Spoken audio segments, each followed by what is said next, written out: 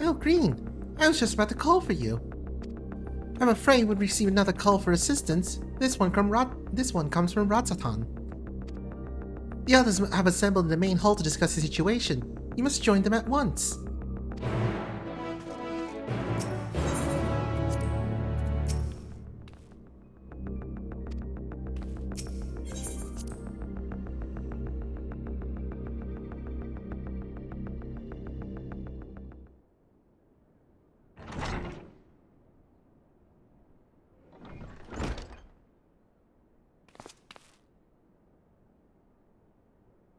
Ah, there you are.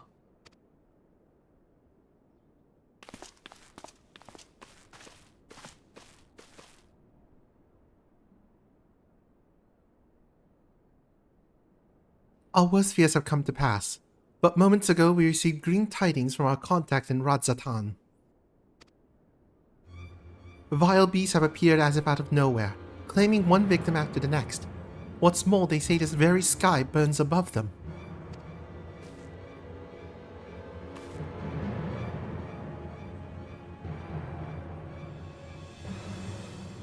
Good gods! Are the final days already upon us? It would appear so. Sadly, that is all the information we have at the present. No doubt the people of Radzatan are busy fighting for their lives. Then we must go at once. They need our help.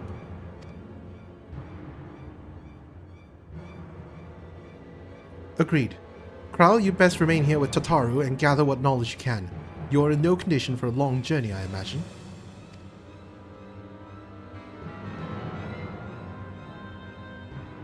Very well. Similar phenomena may have been observed elsewhere, and if so, we must know about it at once.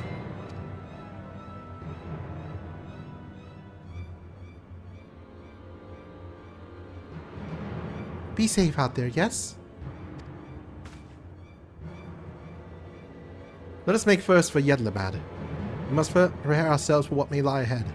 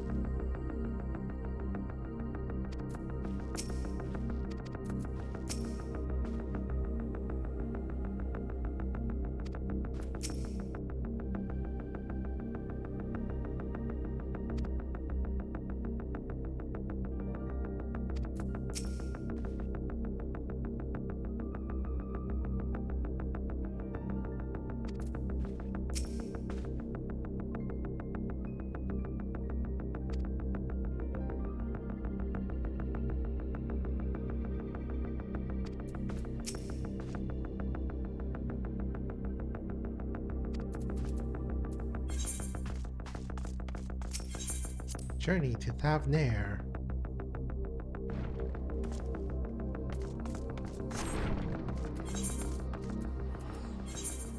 We literally have a teleport right over here. Oh, we do? Yeah. Wait, do you mean the disorientation crystal? Yeah. Oh, Jesus. They'll be fine.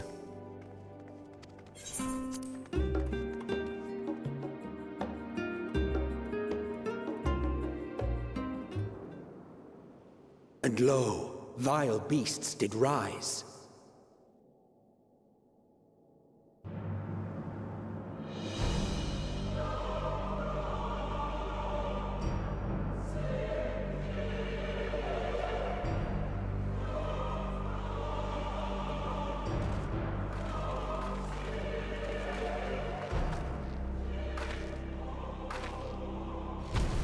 Leaving naught in their wake but blood and ash. Sun scorches earth and boils seas. And our sins ascend unto the heavens. Three dooms to unmake all we were.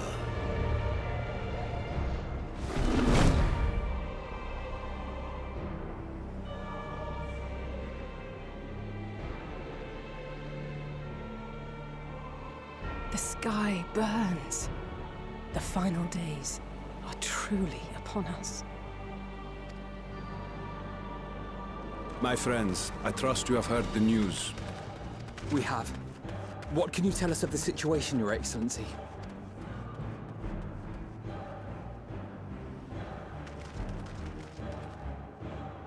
Last night, the isle was rocked by tremors, and the earth itself cried out. Aloft, the heavens began to burn. From all about, unholy beasts, the likes of which we had never seen, came forth in fury and rage. No. To say they came forth would be inexact. The people of Radzat-Han themselves transformed into these baleful fiends.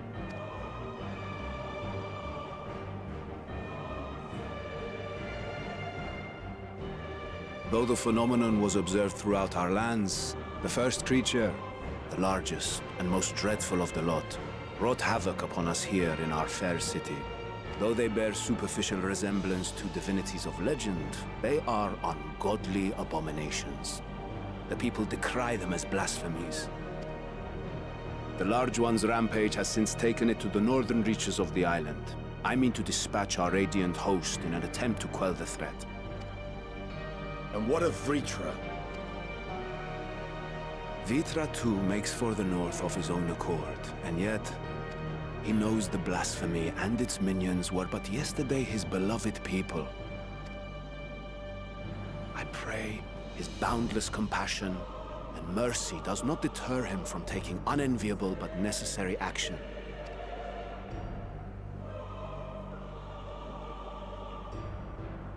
Understood.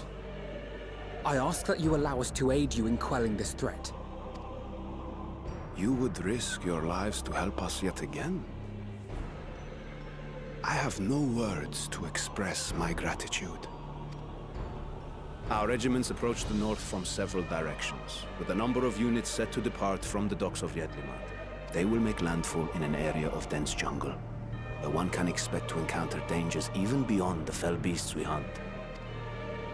I leave you to your preparation. You will find me at the docks when you are ready to depart.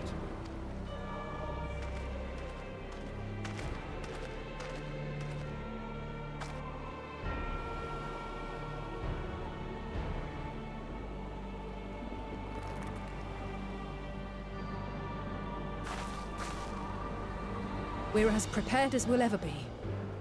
Let's go.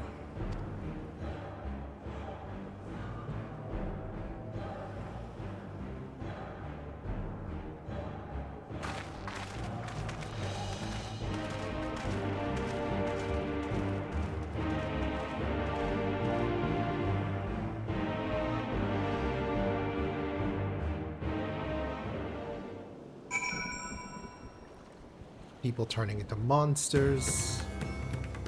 Kind of feels very similar to Shadowbringers, don't it? Yep. Oops.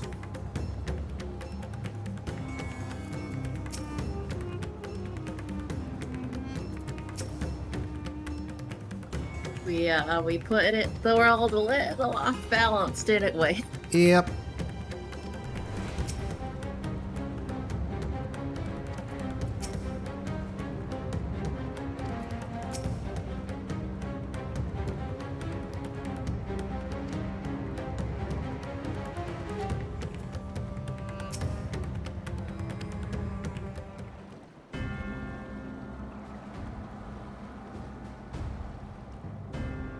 Everyone has assembled, yes. I thank you for lending us your aid in our battle against the blasphemy. Let us review our plan of attack. I would have you board this boat and circle around to the north side of the island. There you will find a dense jungle we call Vanaspati. It is a sacred wood, home to many temples and a number of villages. Vritra and the Radiant Host have gone there ahead of us. I ask that you join them and do all in your power to destroy this blasphemy.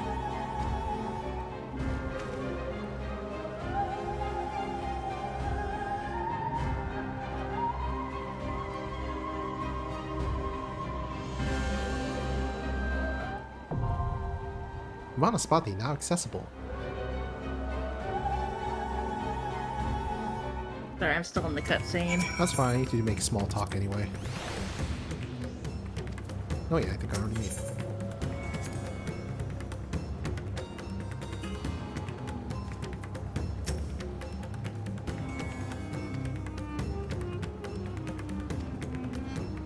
I think we have someone waiting for us there. Yep. Yep. Ready? I guess so.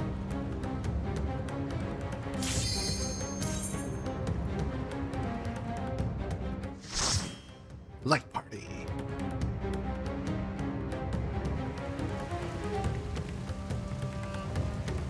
Ilsabar, Vanaspati.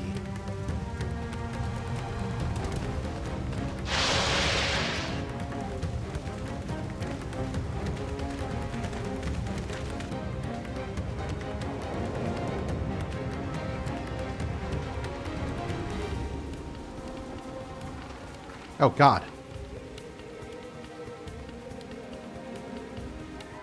Ah, Final Fantasy clams.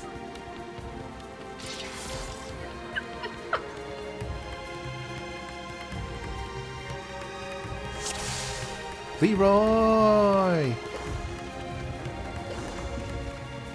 The paintings are covering my screen here. You don't appreciate them? Rude.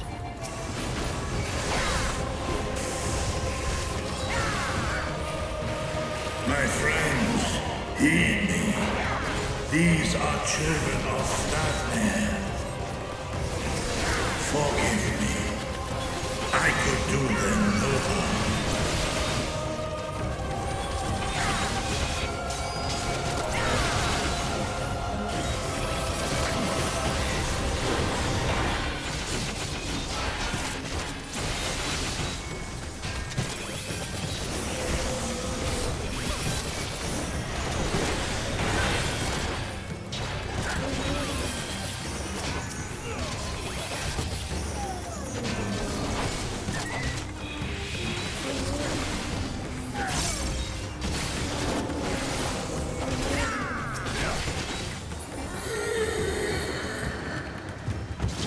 If this is the only way, I shall silence the beasts of the air. Pray continue onward.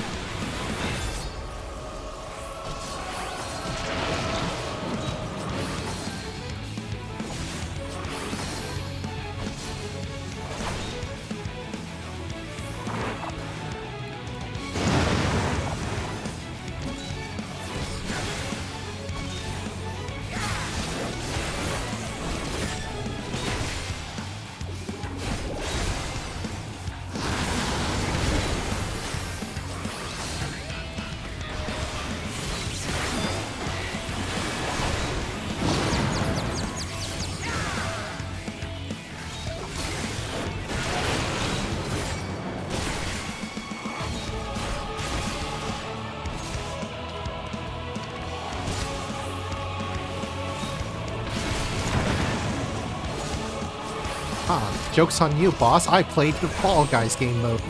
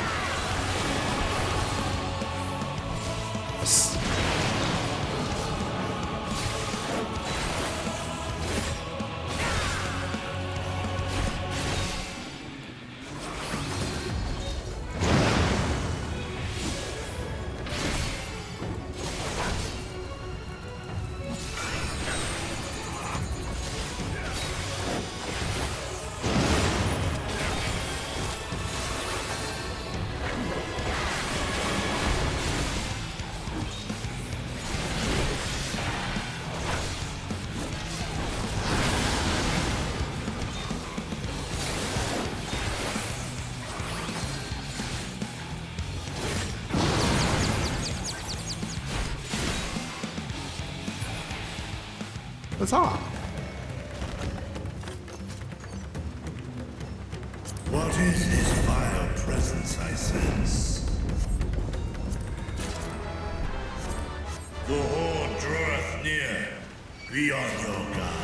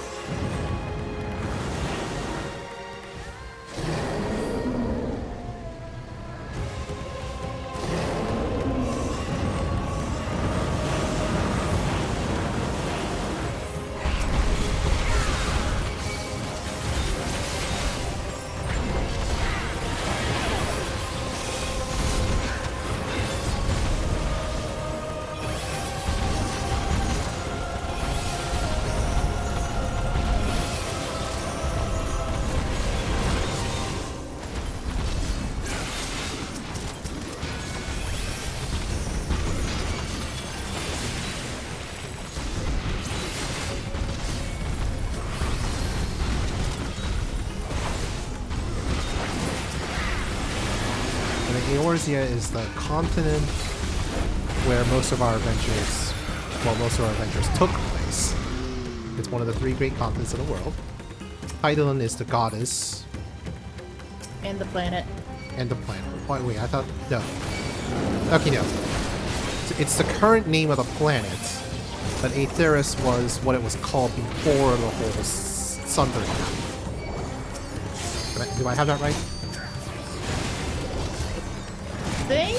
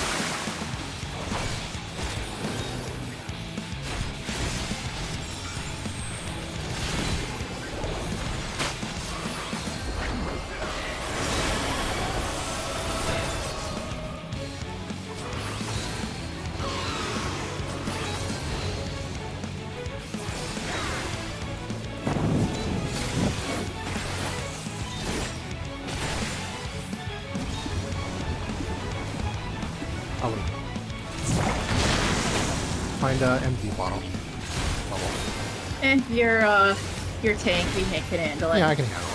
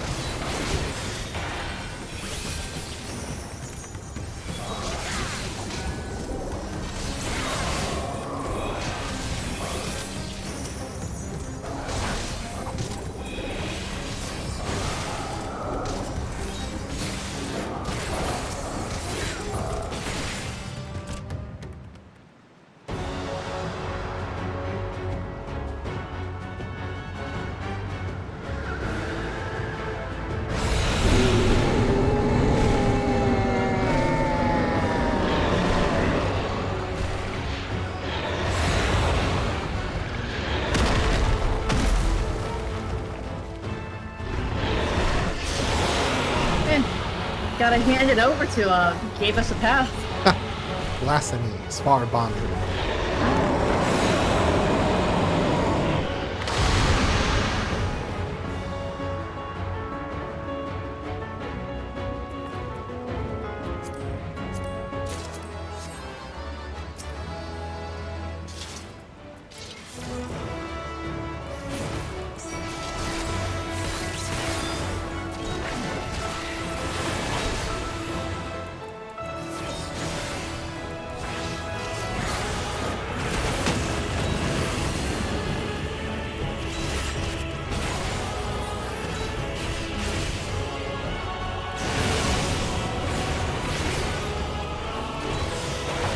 Oh god, what is this? I have no clue.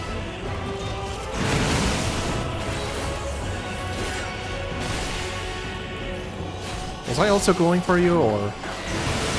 Oh, I didn't see that.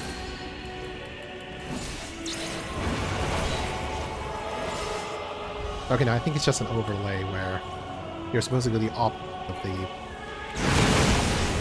Oh, well, I didn't see any, glow on me. No, I mean like it's sort of like an overlay on your screen. Like that is a triangle.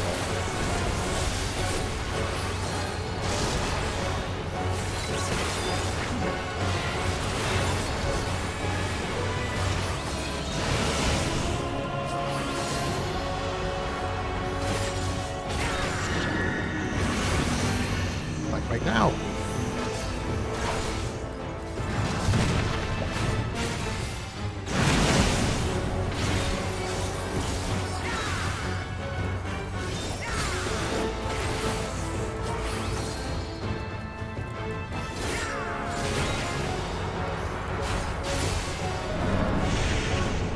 Ah.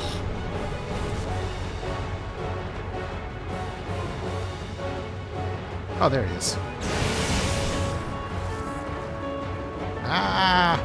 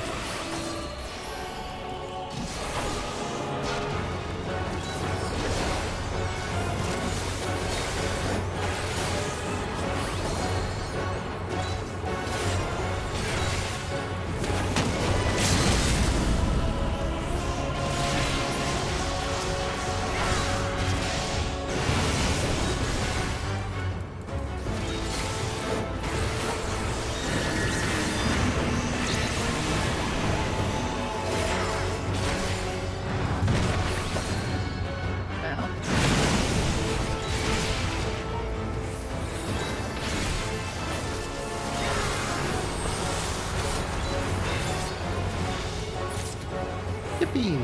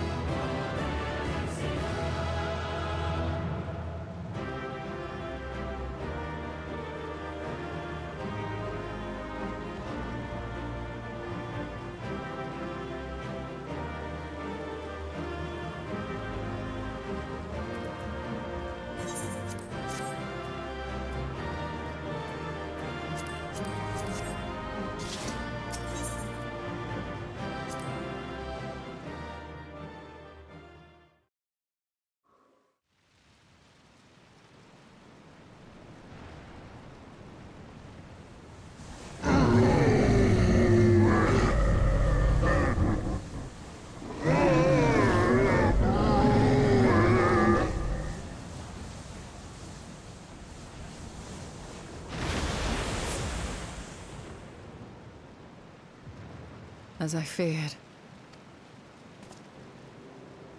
What is it? The beast was there, and now it is no more. Yes? Indeed. We saw it plain. But you didn't, did you? I saw nothing. Not the blasphemy that perished here, nor the other men turned beasts. And because of this, I now see all too well. There is no ether. Where the creatures should be, I saw naught but emptiness. Emptiness? But that would mean... Recall the words of the Watcher.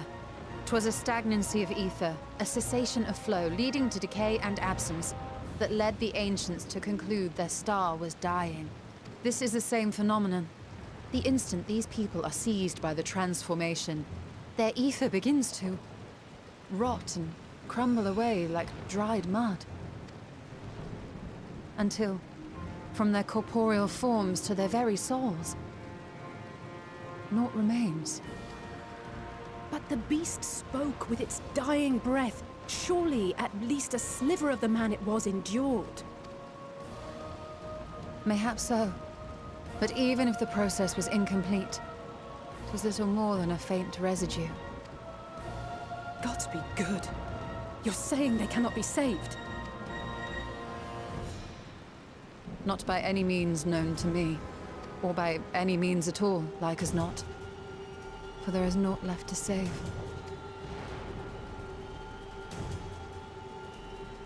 They return not even to the ethereal sea.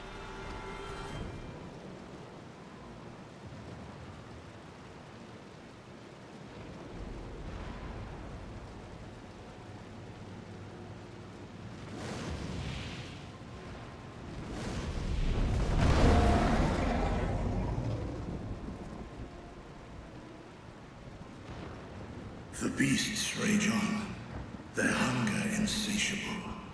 Even deprived of their master, they perpetuate his legacy of hate.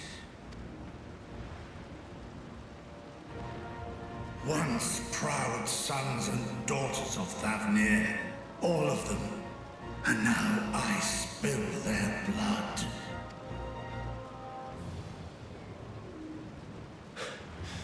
Vitra, my friends, I am heartened to see you safe.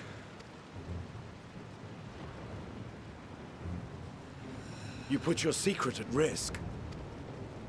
Those closest to me already know the truth. A truth I must now share with one and all.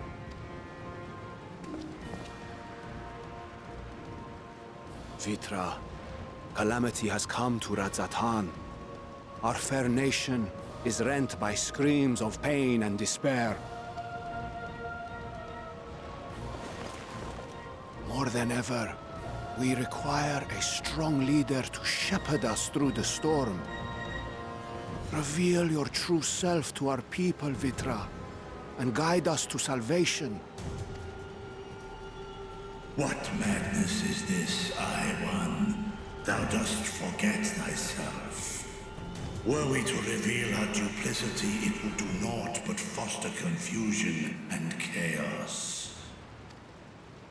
Nay, I shall remain the Satrap's loyal ally, and do battle with the beasts. Easing hearts and leading the people to safety is thy task, and thine alone. I ask that you remain at Ahewan's side, and render unto him what aid you may. I know not what lies ahead, but without you, Radzatan will not survive.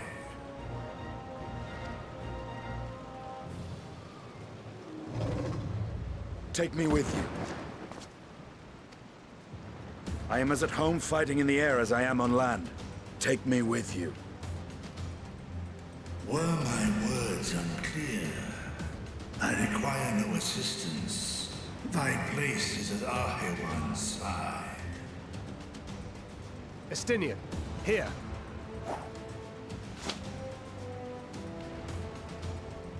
It's the last thing you ever wanted. A link pearl. We'd gain much from knowing your elevated perspective. And it'll keep you from getting lonely, which I know you loathe. You heard the man. Seems I'm coming with you after all.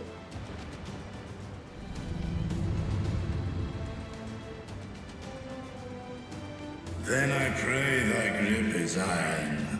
Be it on thy head if thou dost chance to fall. Fair enough. Now, shall we?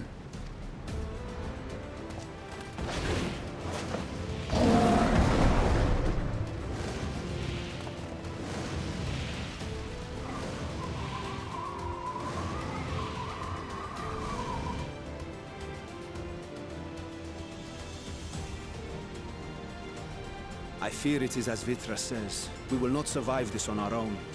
While I am loath to impose upon you again. I would insist if you did not. 'Tis the very reason we have come. Then once more I find myself without words to thank you properly. Let us return to the capital and plan our next course of action.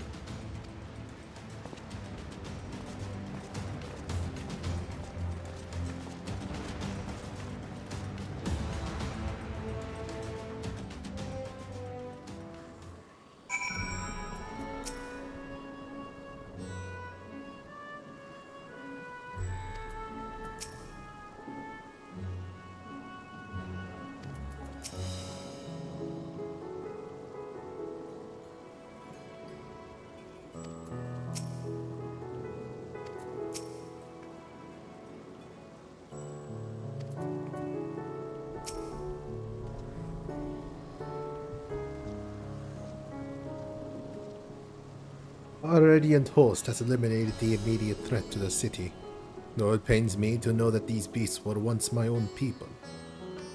There is no telling when or where the next transformation might occur.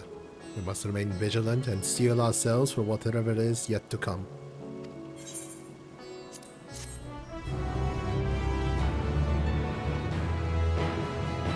Humana enter Vanaspati with a party of NPC avatars. I'll be right back. Yep, I'll just go on ahead then. Forgive me, my friends, but I must return to Megaduta for the time being. There I can better manage this crisis and dispatch my troops as the situation demands. In that case, we shall carry out an investigation of our own here in the city. Mayhap the residents can tell us more about the first set of transformations, and the conditions under which it occurred. If we can ascertain what exactly triggered these tragic events, it may give us some insight as to a possible solution. Time is of the essence. Let us split into 3 groups that we may cover more ground. Alice and I will see to Paxa's path. Dankar and Yashtola, pray make for Dharma. I'll leave Arthur and Graha to you, Green. Any information you can gather on our first blasphemy or the manifestation of the final days here in the city will be most helpful. When we have completed our respective inquiries, let us reconvene in front of Megaduta, where we might share what we have learned about with the satrap.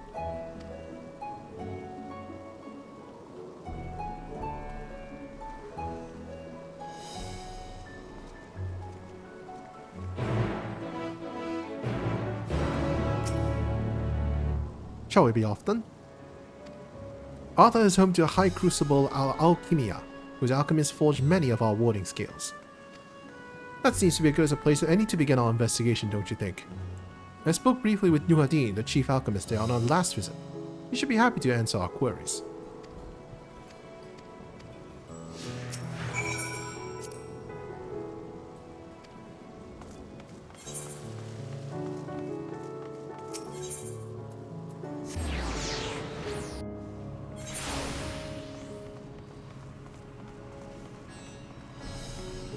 Which way is way out? This way. Oh, here we go.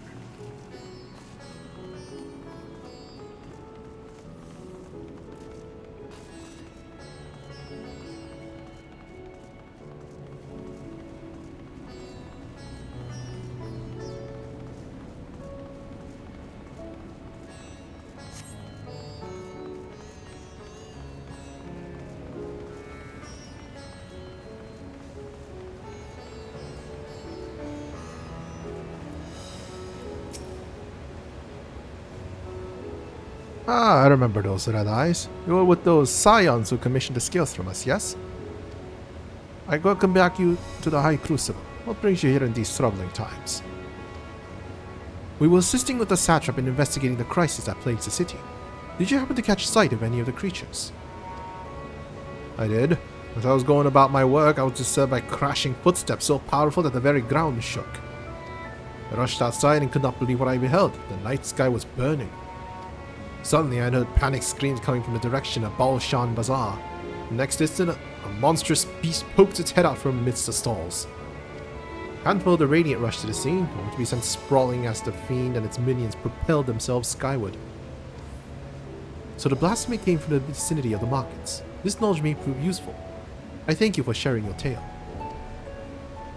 Well, I do believe we now know where we should inquire next. To the bazaar, then.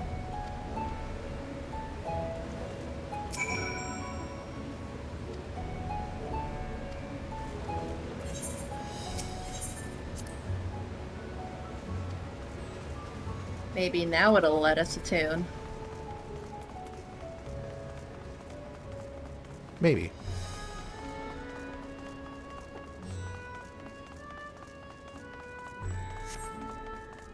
Ugh, no.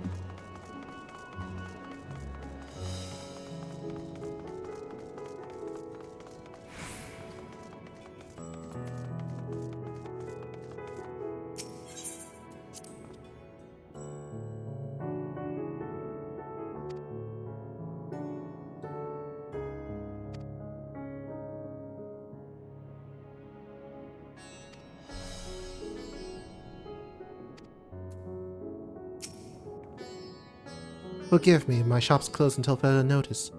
Needless to say, we've more pressing concerns these days. We have come not in search for wares, but information concerning the enormous fiend that tore through the bazaar. Did you perchance witness anything? Afraid not, my friend. I was here the whole time and I only saw its little minions. Made a mess of the place, they did. While that was all going on, the great big one tore through the west side of the bazaar. You better luck asking there.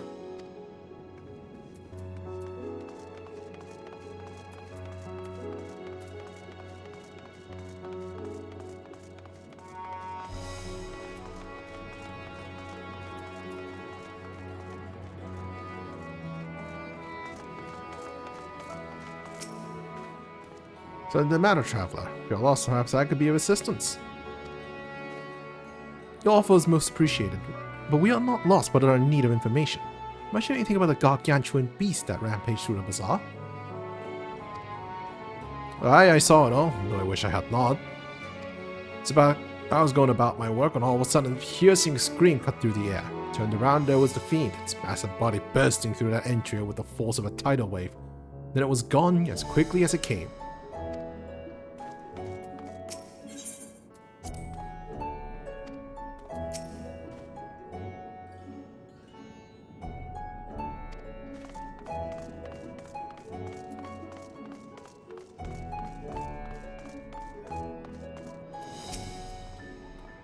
Sisters have mercy, what is happening to the world? What am I to do? It's nowhere safe. Settle down, friend. The danger has passed, at least for now. If it's not too painful to remember, could you tell us what you saw? First I heard the screams, and a horde of ravening beasts came charging towards us. One of them was huge, bigger than a Marid, throwing people about like ragdolls, and was eating them. I hid under the counter, saw others do the same. The shrieking and wailing kept getting louder. More voices in the throng. Beasts or victims, I couldn't tell. I knew not what was happening, I still don't. That is enough, my good man. You were brave to share with us your tale. Many of your fellow merchants are safe. The High Crucible too has survived mostly unscathed. Pray stay close to your friends and loved ones, and the rest of your body and mind while you are able. I suspect that is the most we can expect the people here to tell us. I think it best if we find a place outside the bazaar where we might rest and review our findings.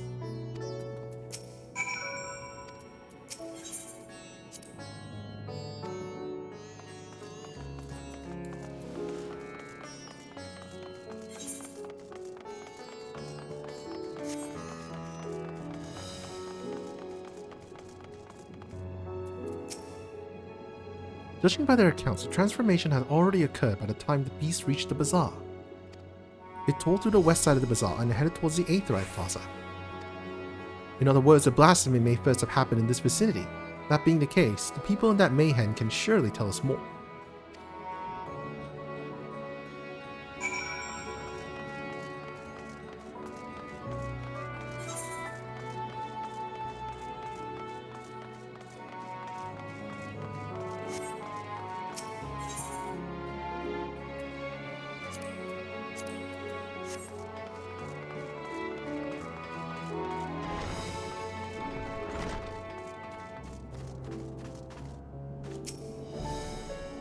Going after that enormous beast, are you?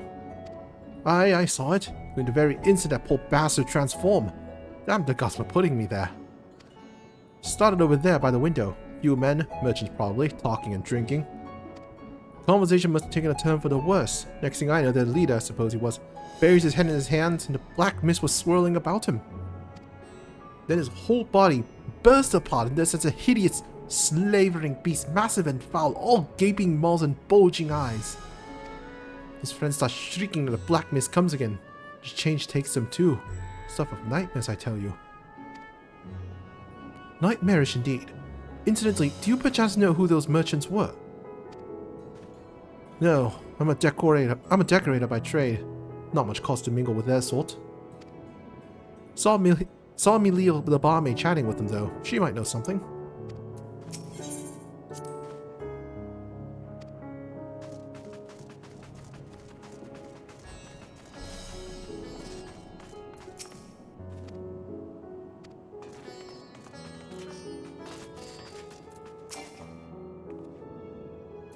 Even after repairing all that damage, it'll take a bit while for business to pick up again. You mean the blasphemy? That's what the Radiant have been calling it. Anyway. I saw it too. We all did. I was standing here at the counter as the Mayor poured me a drink, when suddenly came this dreadful sound like a pained, angry groan. It's unlike anything I've ever heard. Turned around in shock, and from an ominous cloud of black mist rose the creature, enormous and ghastly to behold. Well, as for what happened next, recall it sent shivers up my spine. With some stroke of fortune, I was able to slip outside before the beast got its claws on me. But the sight that greeted me offered no solace. The blue sky turned red as blood. Mary, myself, and the other survivors clung to each other for dear life until the Radiant host came to our aid. Wait, did I hear you correctly? The beast manifested before the sky began to burn. I'm certain of it. The windows were here offer a clear view of the sky, and I saw nothing out of the ordinary until the beast appeared and began to rage.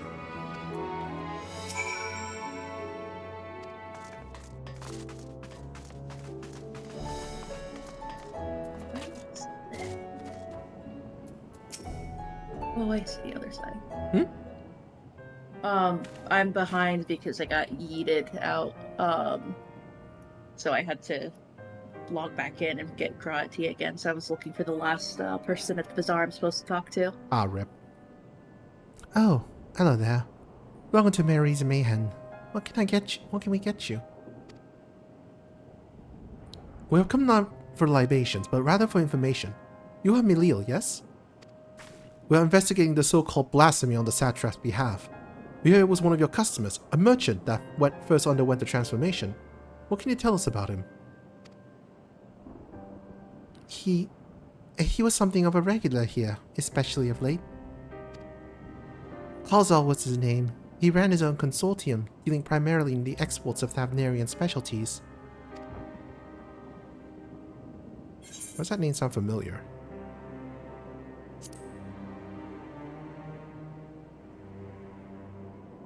It definitely rings a bell. Come to think of it, didn't you meet a Kalzal when you first came to Thavnir? If I recall correctly, he ran a trading operation in the Edlimad. It was through him that the Scions were acquainted with the fisherman Matsya. Yes, that is the same Kalzal, no doubt. Rather a successful man from what I gather. That said, it was clear he had fallen on hard times of late. Those ghastly towers popping up everywhere cannot have been good for business. Even now, with towers gone to collapse, the Empire has led to all sorts of problems elsewhere. The market for luxuries is surely not what it once was. Trying times for the head of the trading consortium indeed. Kalzal was a compassionate man. Even as his own business suffered, he did what he could to provide for the artisans, fishermen, and many others who counted on him to sell their wares. Indeed, that was the very topic of yesterday's meeting. As far as I could hear, yet as they discussed matters further, Kalzal's tone grew grave and grim, and then it was then that... Forgive me, I would not have you recall the memory if it brings you pain. If I could, I would ask just one more thing. Did you notice anything unusual about Kalzal in particular? Please. Anything at all. Sorry, nothing springs to mind. Perhaps someone else can help you. Kalzal lived for his work and had no family that I know of. His employees and associates knew him best, but they too are lost to us. Still, perhaps his neighbors know something I do not. I can direct you to them if you believe it would help. What do you say?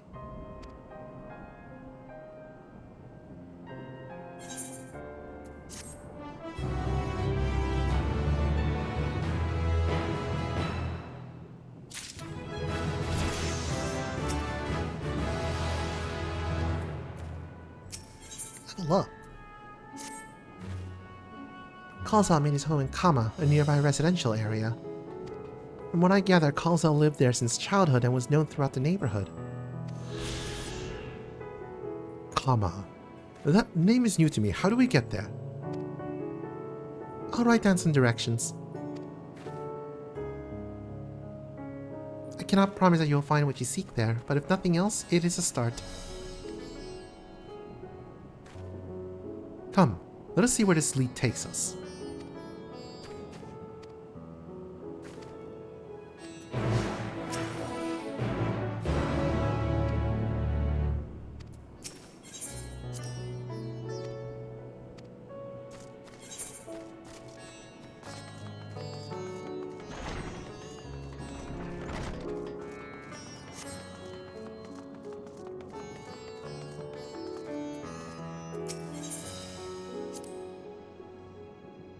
Let's see, after leaving the Mayhem, we're to retrace our steps and head back towards the XIV Plaza.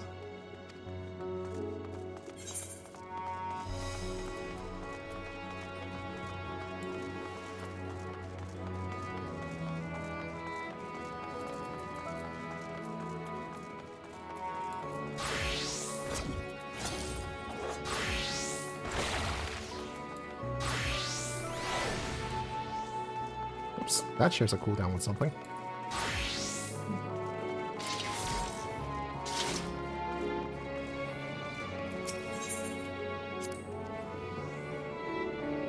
From here we ascend the stairs.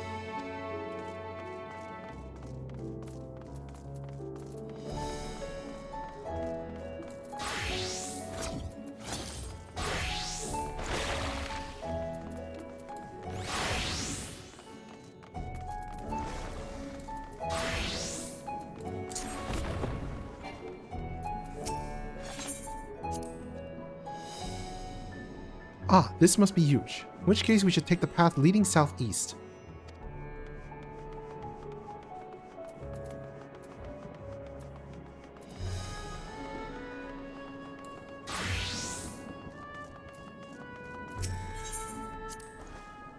If we keep going this way, we should arrive in Kama before long. Walking these unfamiliar streets are quite the adventure, is it not? I can only hope we can explore Ratzatan at our leisure once this crisis has passed.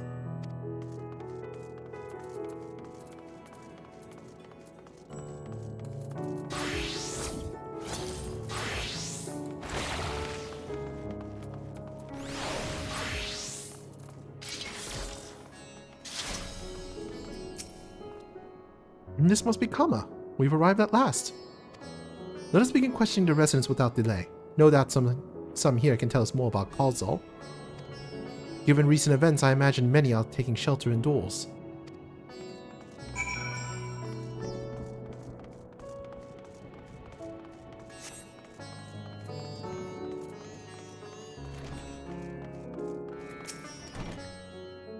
Kalzal, you say?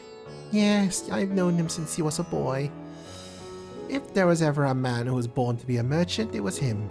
Always early to depart and late to return. He spent his days procuring the finest wares and seeking out willing customers. You could say it came to him as easily as breathing. Sadly, business was flagging of late. No surprise, really, with how dangerous travel has become. He was cooped up in his house from dawn till dusk the other day, no doubt racking his brain for a way to turn his fortunes around. Then that night I heard a door open. I looked out to see Kalzal sitting on a bench, his head hung low. Man with weight of the world on his shoulders. I see. The situation must have been quite dire indeed. Do you notice anything else? Did you notice anything else out of the ordinary? Nothing to speak of, other than the troubles with his consortium. He was the same old Kalzal, cordial and honest, just like always. These questions you are asking, has something happened to him? He wasn't caught up in that terrible incident at the bazaar, was he? I don't travel much these days, but my daughter has told me not to venture outside. Stuck in here as I am, I've heard little about these bizarre goings-on. Rest assured the city is safe for now, but the situation may change without warning. I urge you, stay close to your daughter, and be prepared to take refuge should the satrap order it.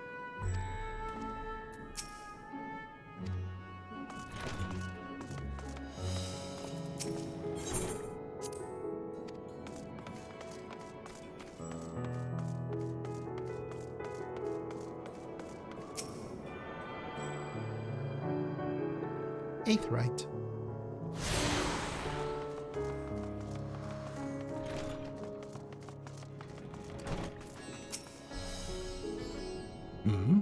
Could you back another time? I just woke up and I'm not exactly in the mood for idle chit-chat. Oh, that's one way to avoid a panic, I suppose. Pardon our intrusion. You may not have noticed, but a great danger has come to Thavner. I encourage you to stay alert and to prepare to flee the city should the situation turn dire. But before we leave you in peace, pray allow us to ask a question or two. Did you know a local merchant named Kalzal? If so, did you notice anything unusual about him recently? Kalzal. I know him. In fact, we spoke just the other day. Like many others, his business was doing poorly. Still, it seemed as though he managed to turn things around thanks to a generous order from Rubeda Fibers. Why, he was practically dancing the streets. I haven't spoken with him since, but I assume it all went well. Gina Baha might be able to tell you more though, as I recall he was the one who brokered the arrangement. Gina Baha had Rubeda Fibers. This sounds promising.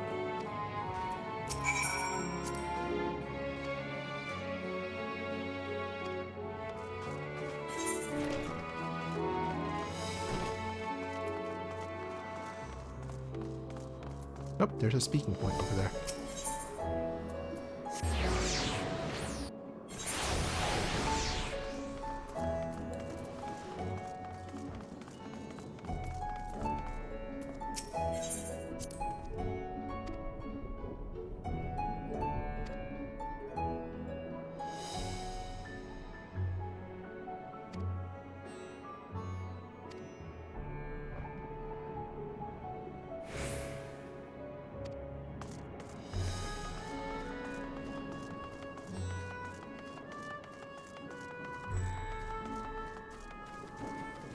Maybe it's all going to lead to something like perpetuating the knowledge of final days makes it likely to happen since everyone's thinking about it.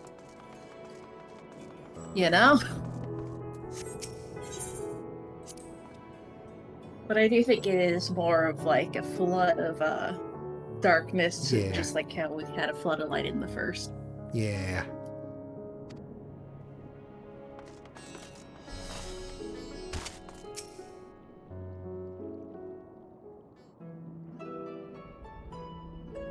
And hurry, I say, there's no time to waste.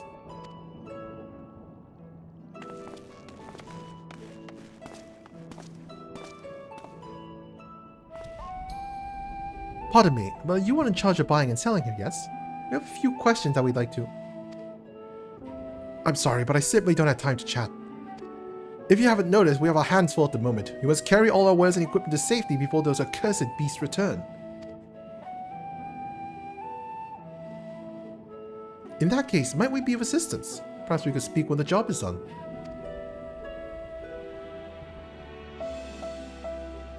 Very well.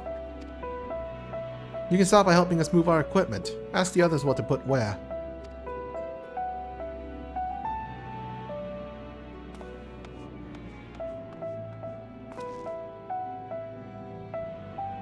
And you can carry our fabrics.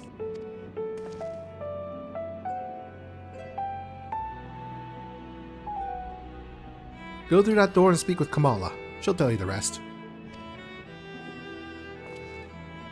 Remember, these textiles are our livelihood. Handle them with care.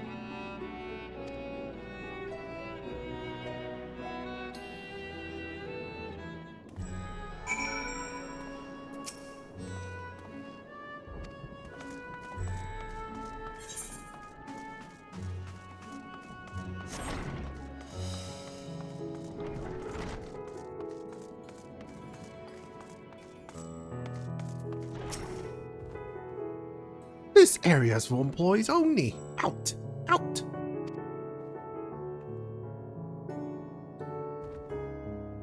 What's that? You come to help? Oh, praise be to Mindruva. Kind stranger, I welcome your assistance. On your way here you passed 3 storehouses, yes? I'd like you to carry that small crate to Nabrif Hall, by the storehouse near the hatchery. The crate of clothing is for Manuha? And that massive crate there goes to Zaymera by the middle storehouse. Watch your back with that one. Those are all the crates we have ready. Once they have been delivered, consider your work here complete.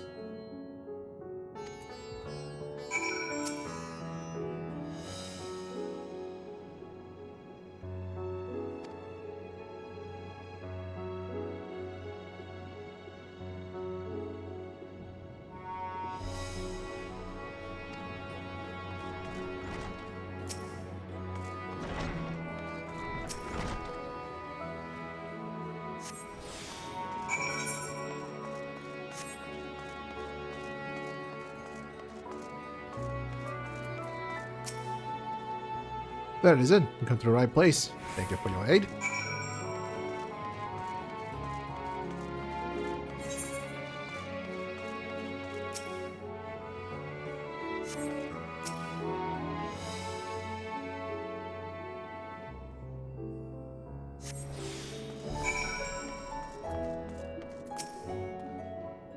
Yarny crates of finished products such as carpets, clothing, and the like. We bring them here to our primary storehouse.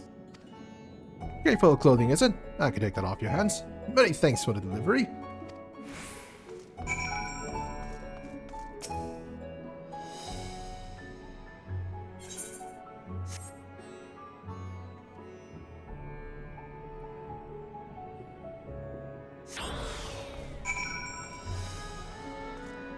Wow, such a strict time limit. I say, you're quite the brawny one, aren't you? Good thing that. Never know when you'll need to defend yourself in these unpredictable times. Grateful of fabrics, is it? Exactly what I was hoping to receive. Here, let me put that away for you.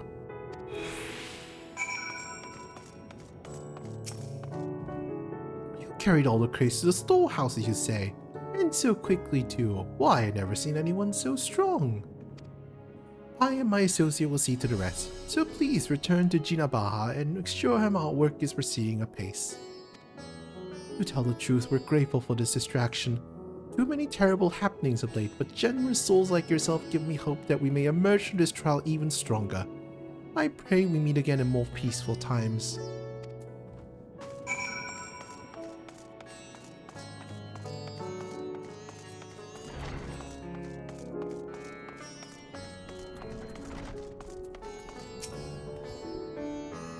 Done as I asked, have you? If Kamal is satisfied with your work, then so am I. You've done us a great favor, traveler.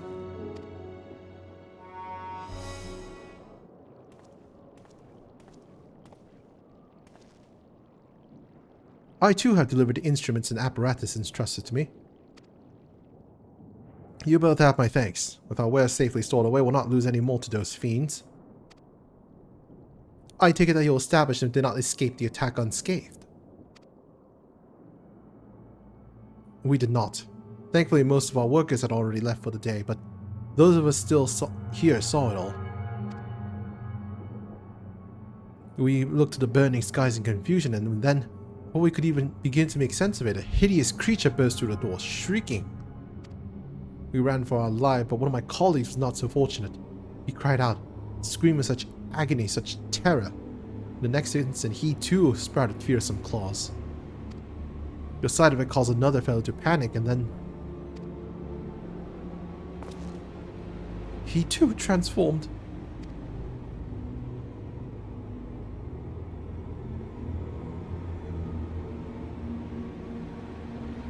I'm sorry.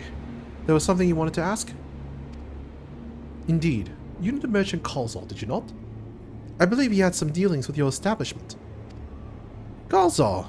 I know him well. We'd arranged for his consortium to deliver a large shipment of fabrics, but in the end, we received a better offer and had to turn him down. I understand his business is struggling, but so is ours. Another of our most reliable trading partners agreed to transport the goods for a much smaller commission, and we'd have been fools to refuse. I felt terrible for withdrawing the offer, but you must understand we simply had no choice. He tried to put on a brave face when I delivered the news, but his dejection and despair were plain as day. He said he'd discuss it with his associates, but I could tell he'd all but given up hope. Dejection and despair.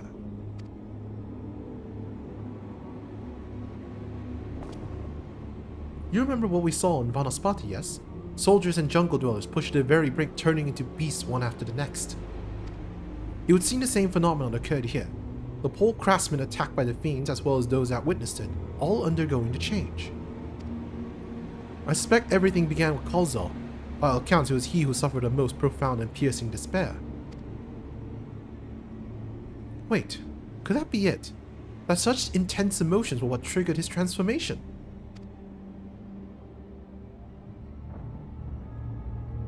Much remains unclear, but I believe we are drawing closer to an answer. At any rate, we must discuss our findings with the others.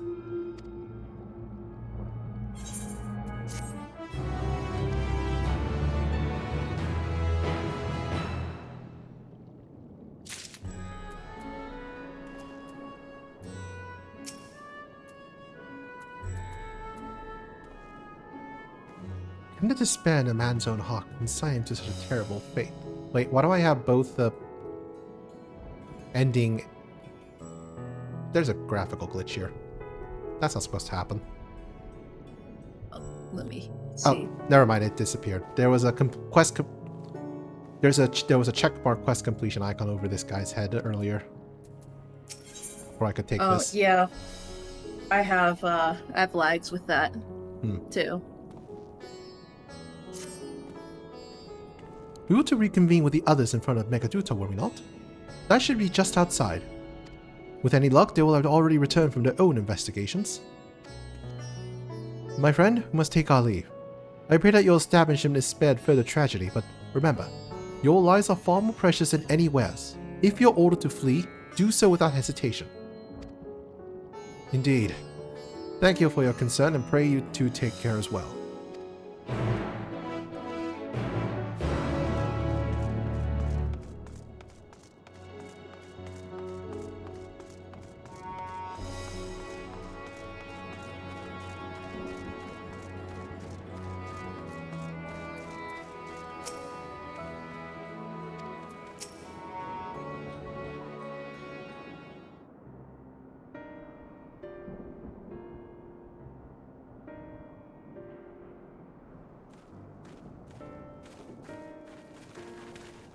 There you are. You've spoken with the survivors. Indeed. We thought to share what we have gleaned, that we might together gain a greater understanding of present circumstances.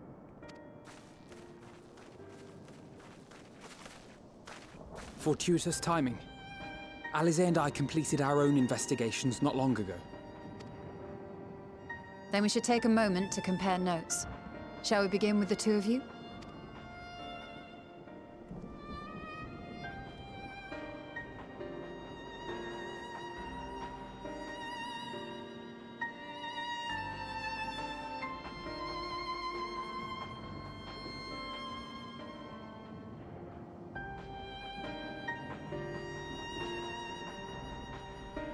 So the merchant Kalzal was gravely concerned about his business in the days preceding his untimely end.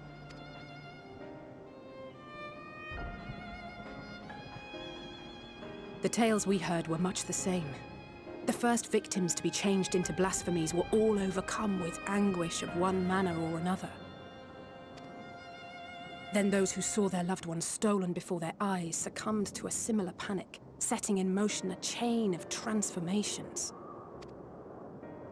Fear, unease, despair. These negative feelings serve as a catalyst. If so, then it is not unlike the calamity that befell the ancients. With their creation magics, they unwittingly gave form to untold horrors. Had they simply lost control, surely it would have manifested in many forms, not all of them monstrous.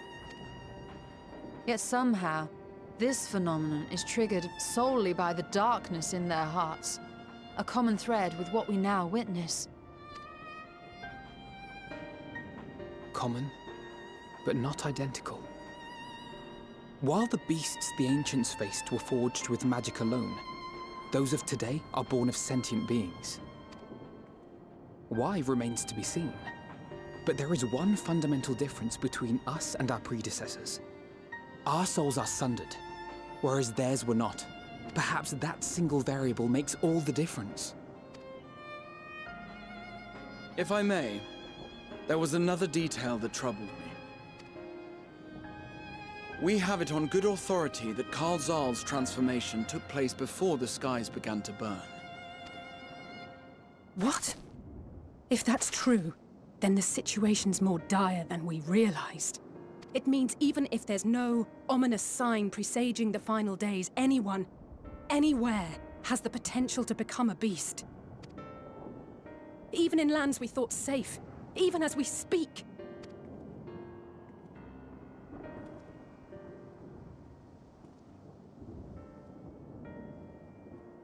Look! It's the satrap! The satrap! Thank the heavens!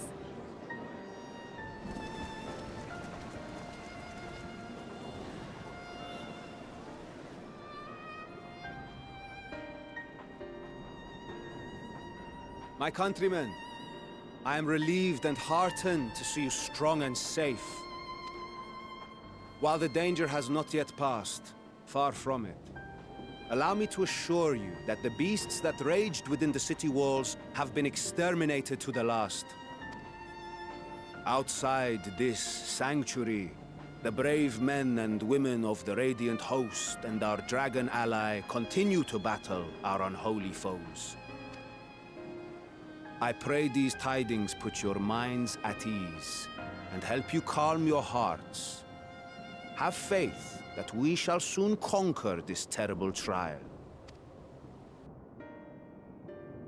Your Excellency, is there any word from Palaka's stand? My grandson was bound for there yesterday, and I worry for his life. We are still awaiting a report, but I promise you, as soon as I have aught to share... Your Excellency, I bring grave news. You are? I'm Matsya of Akyali, a humble fisherman. Ah, I remember you from our first visit. Wait, you're... But no, that can wait. When the skies turned red, I set off for Palaka's stand, fearing for the safety of a friend. But as I drew near the village, I saw dreadful beasts all about. No! Gods have mercy! Your Excellency! Save my grandson, I beg of you! We will spare no effort to save all we can, but you must remain calm. Calm? You tell me to be calm? You saw those beasts? They tore our bravest warriors limb from limb! What if we are too late, huh? They catch him, sink their fangs into him? The fangs! The screams! Get away from her, now!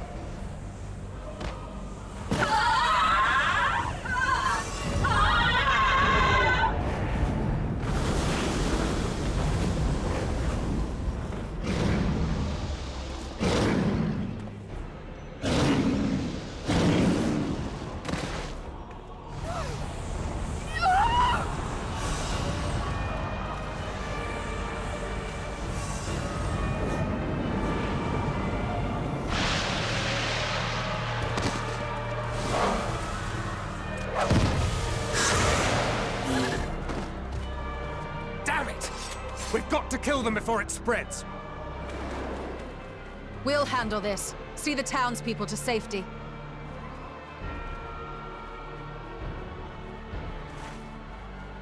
Run! As fast as you can!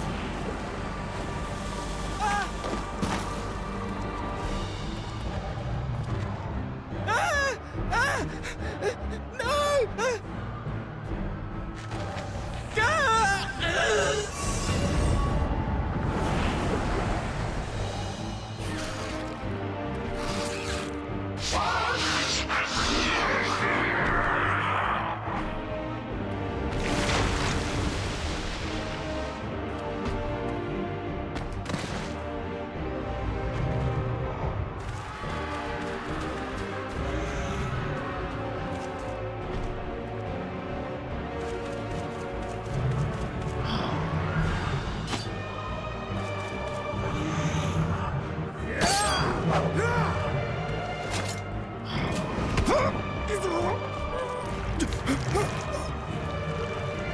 Vitra, our people, you must save them.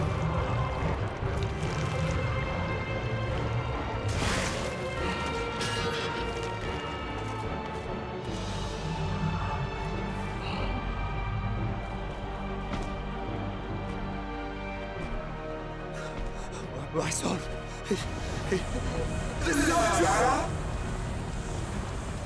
Enough! You must run. For their sake and your own.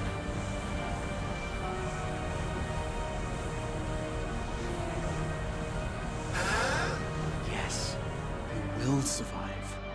You must.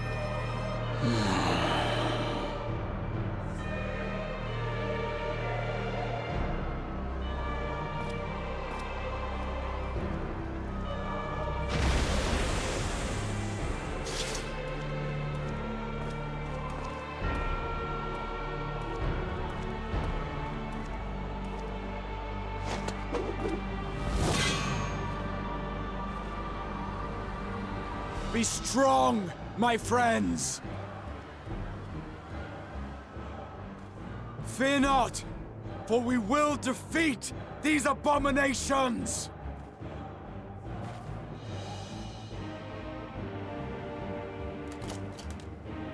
Brave men and women of the Radiant Host, lend your Stola and Thancred your aid. Let not a single beast escape.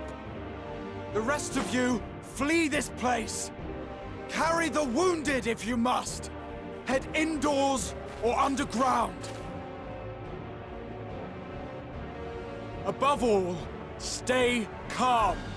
No beast will follow you. We will see to that.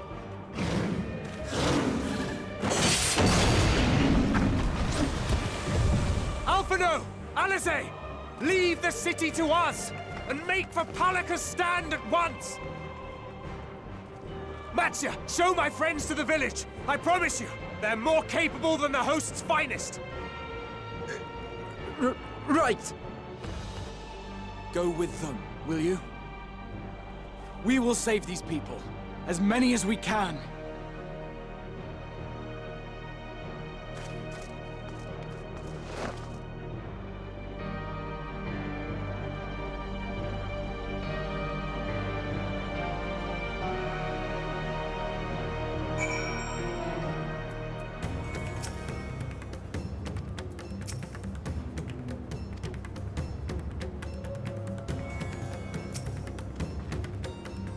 We must save Palakistan, whatever it takes. Matsya, pains me to put you in harm's way, but I would ask for your aid as well. Of course! Palakistan is not far, just down that hill. But as I had told His Excellency before, the path was blocked by terrible creatures. I had no choice but to turn back. In that case, this is what we shall do. Green, I say you take the lead and dispatch any beast that you encounter. Alice and I will keep Mattia hidden amongst the trees, and follow when the path is clear.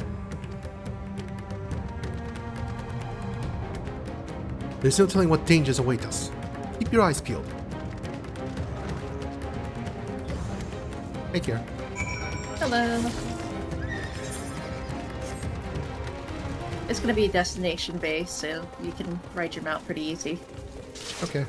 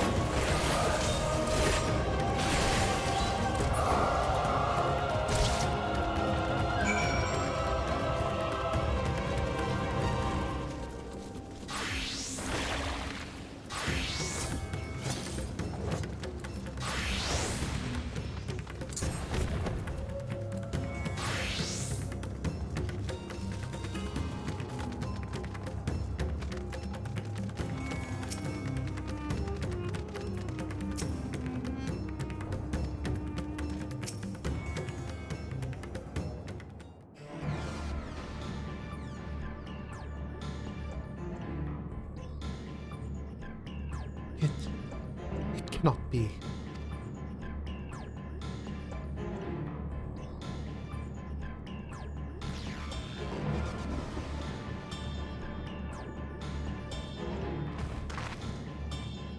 You must heal those we can, and quickly.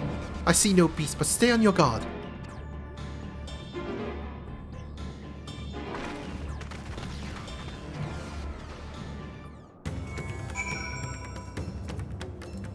Yeah, I forgot to check for current.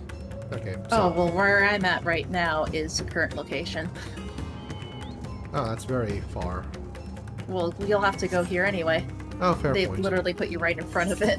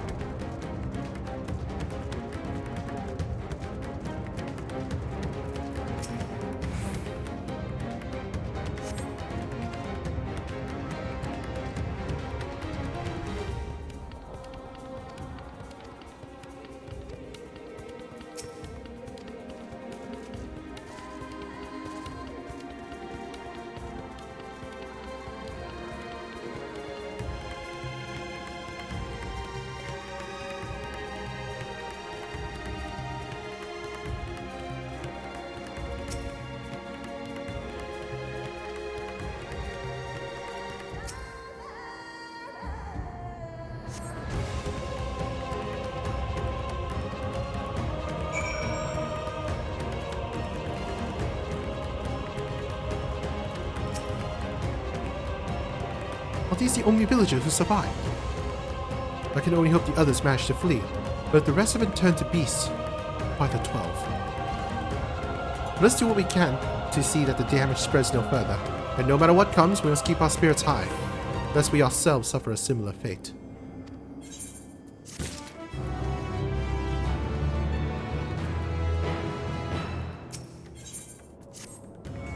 I can tend to the rest.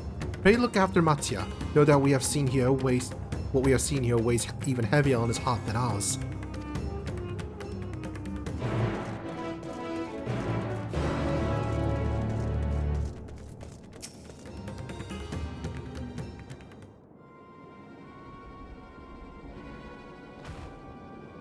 Oh, Green. Green. This is Yerubet, the elder here. He is hurt, but praise be to the sisters, he still lives. Young Matsuya here has told me everything. I have not the words to express my gratitude for your aid. When the heavens began to burn, we were afraid, but did our best to carry on as we always have done. Till today, when those unholy beasts came pouring into our village, a flood of midnight and death.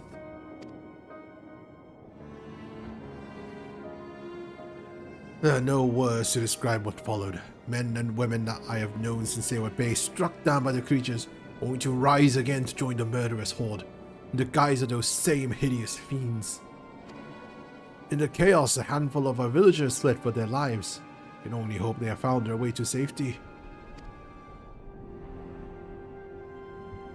Matsuya, do you by chance remember Karasov and the Mevon? The young couple who always brought your freshest catches. How could I forget Elder? When I first came to peddle my wares, desperate to eke out a living, they showed me such kindness. Others shunned me as an outsider, as is their way, but Karasov and Mevon bought my fish and sung its praises. They turned my fortunes around. Alas, I fear they are in terrible danger. Saw them running towards Agama Temple, one of those beats in close pursuit. They had their child, still but a tiny babe. To elude these fiends while caring for one so young is an impossible task, surely. I beg of you, go to their aid.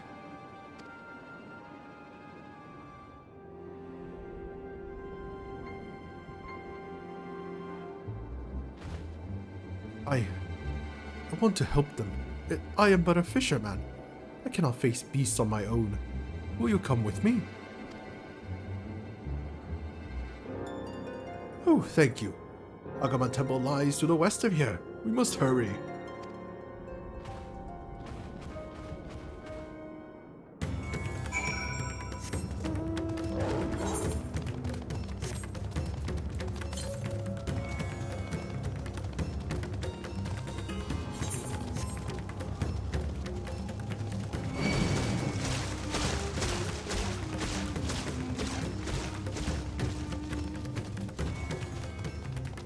What's up? What's up?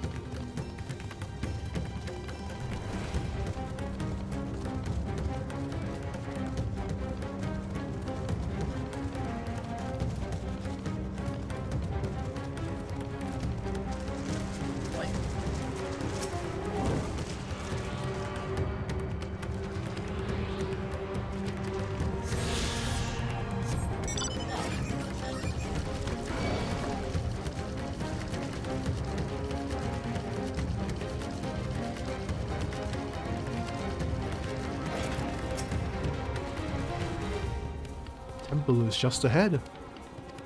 It was built by those who worship Saint Agama, but has sadly fallen to disrepair in recent years.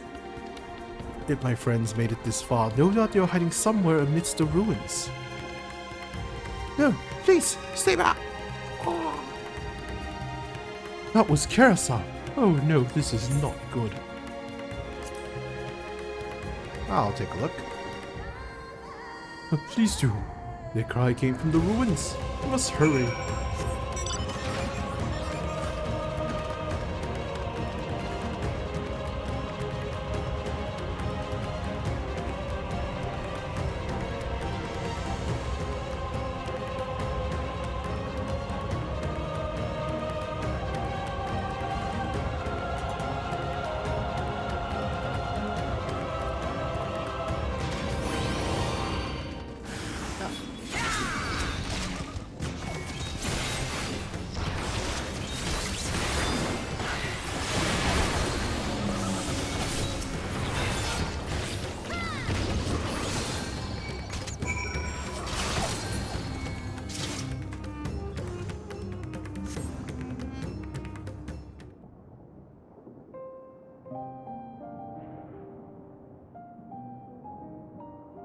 The man lies motionless on the ground, bearing a grievous wound.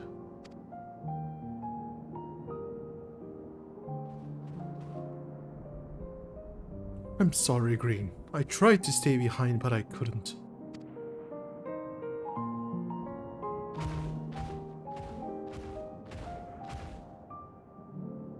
No, it cannot be. Someone, anyone. My arms, so heavy. My legs, cannot feel my legs.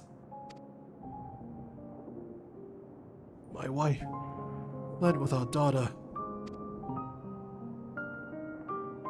Need to find them. Need to be with them. We need...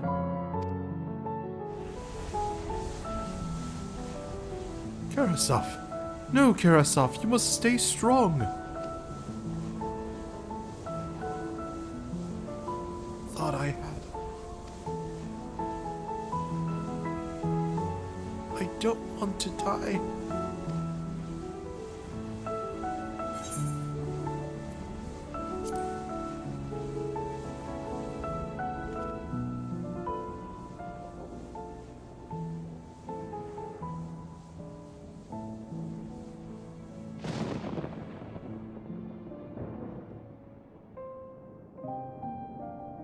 Thank you.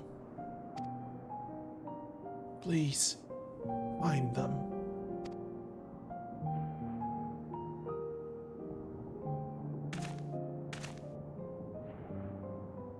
Mevan still lives, and she has their child. We must search the jungle between here and Palakistan. There's nowhere else she could have gone, I think.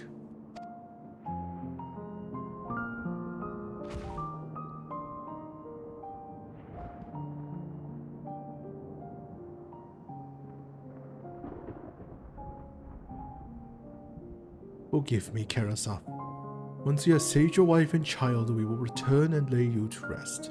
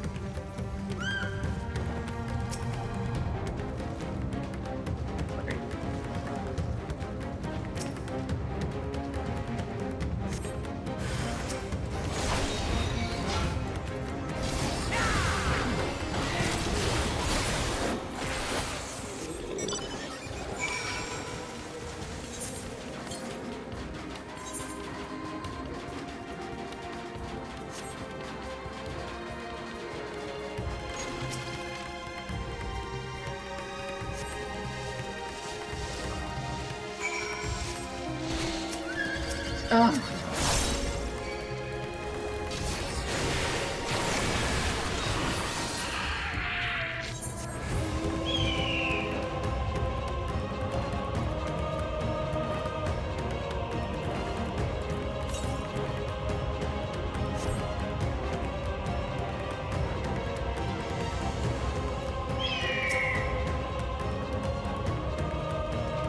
Did you see any sign of them? I found nothing. Perhaps the beasts had chased them farther from the village. Oh gods above, I beseech you, pray deliver Mevan and her little one to safety.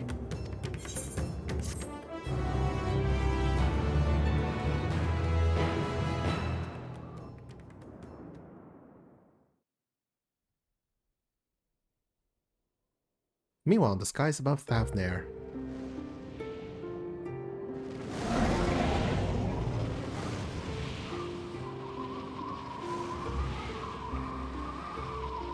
No more enemies to trouble us here.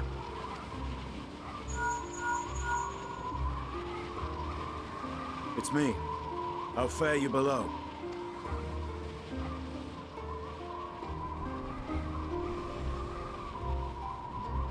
Understood. I will inform Vritra. Chaos and panic sweep Raz-at-Han, and many more have succumbed to the transformations. Amidst the fray, Ahawan fell, protecting a grief-stricken father.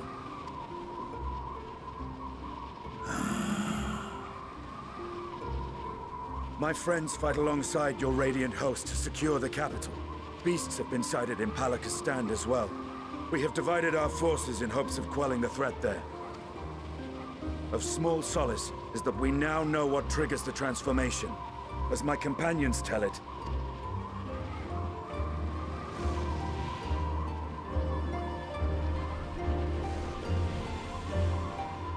so it is the very fear and despair in their hearts which inflicts this abhorrent punishment upon them.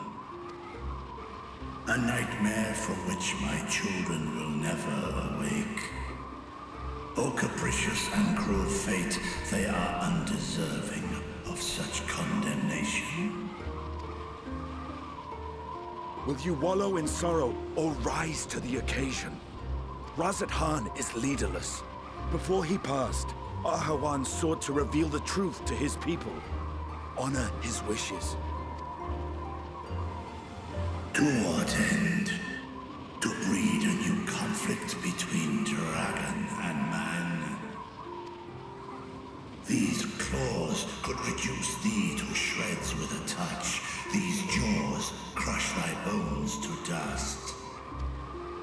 Only through my proxy could I walk with my children.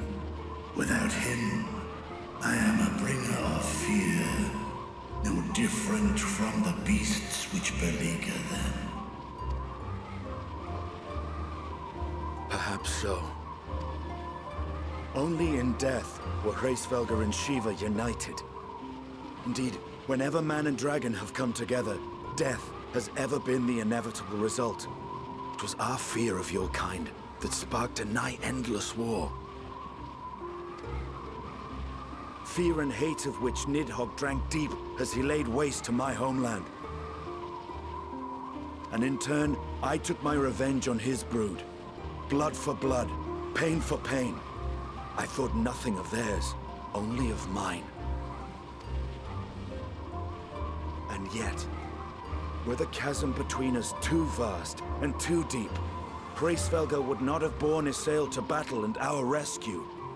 He would never have entrusted a mortal champion with one of his eyes, and the Dragonsong War would still rage on. And I would still wage a never-ending war of violence and vengeance. The future of our star be damned.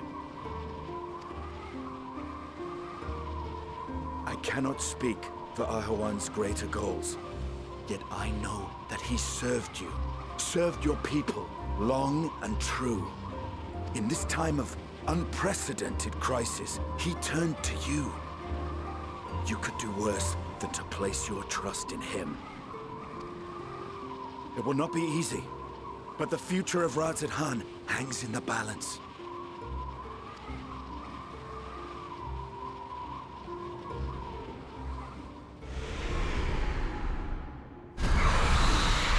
We have company.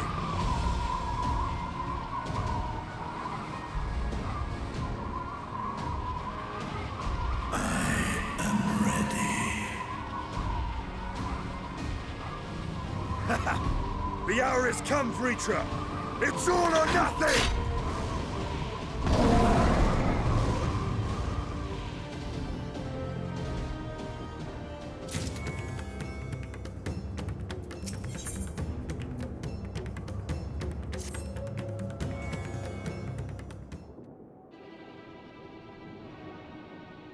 If Bevan fled deeper into the jungle, she and her child are in grave danger. What have all we to do? Gods have mercy.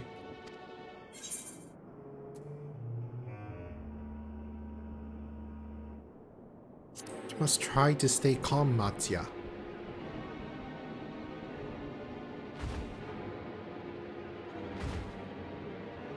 But how can I at a time like this? They could be dead.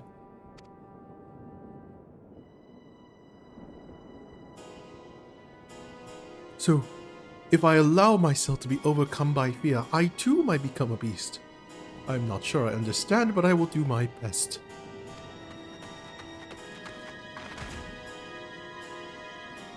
I've seen to the wounded. How did the two of you fare? Did you find your friends?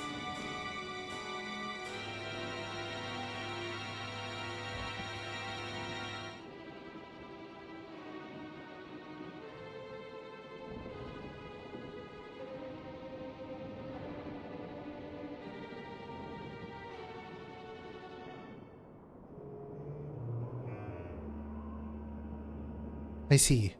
In that case, let us help you find the mother and child. Before we leave, we must ensure the village will be safe in our absence. Alice and I will patrol the area and search for more beasts. Would you and Mattia speak with the elder Yeruvet? Pray explain to him the situation and join us as soon as you are able.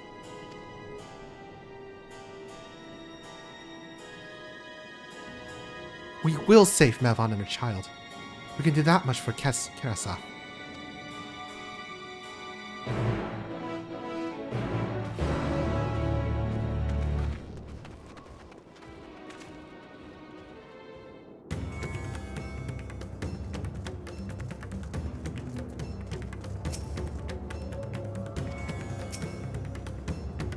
I am heartened to see you both safe. But what of the family? We found Karasaf, but he... Say no more. I understand. I've lost another one of our dear friends. Karasaf may be gone, but there is still hope for Mevan and their child. Please find them, I beg of you. And if in your search you come across anyone else who escaped slaughter, pray tell them what has happened. I'll do my best to keep the villagers safe and their spirits high. Come, let us rejoin your friends at once.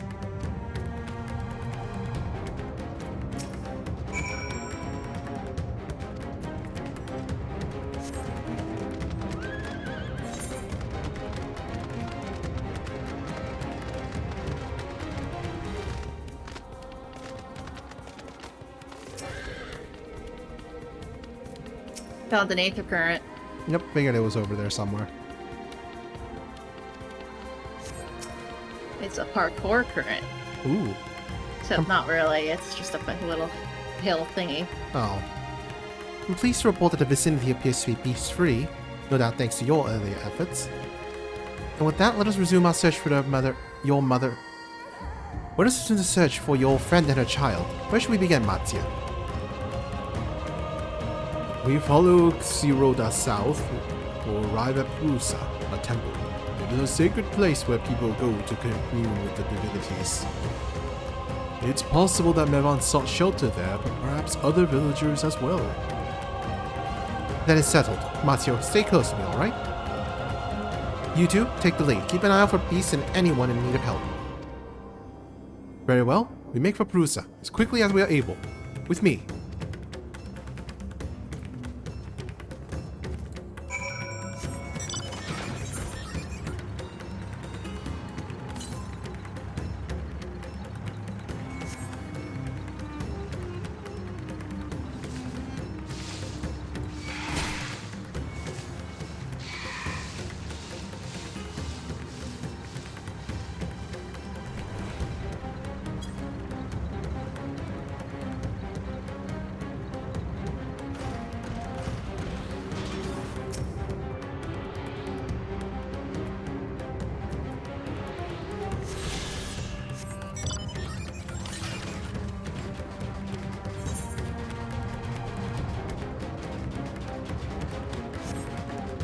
That's all the currents.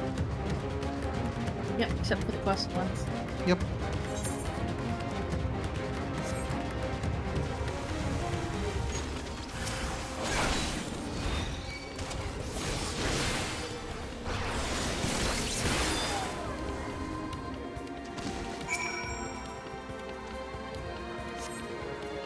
Oh, thank you. I thought I was done for. Mevan? She's a friend of mine too, but I have not seen her. She must still be out there somewhere, trying to avoid the beasts. And with the child... Well, it's far enough for me, I can make my way back to the village on my own.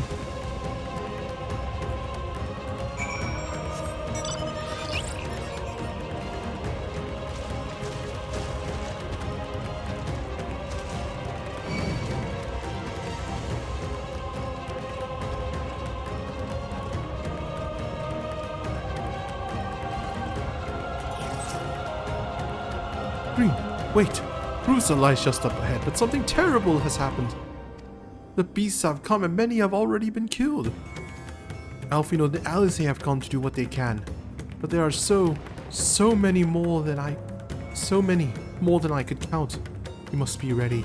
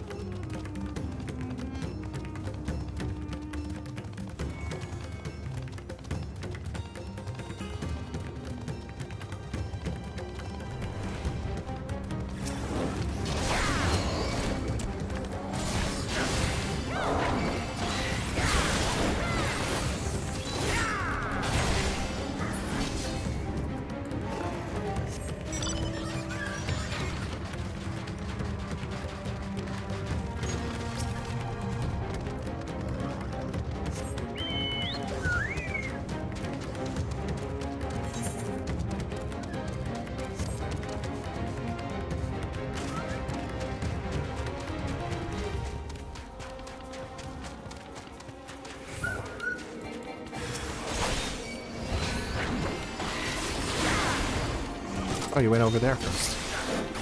Yeah, because it said it was on the same level. Why wouldn't it let me target it? That's so weird.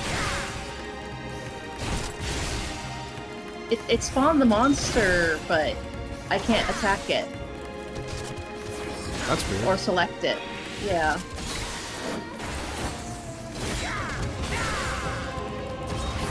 But it's not fighting you? Okay.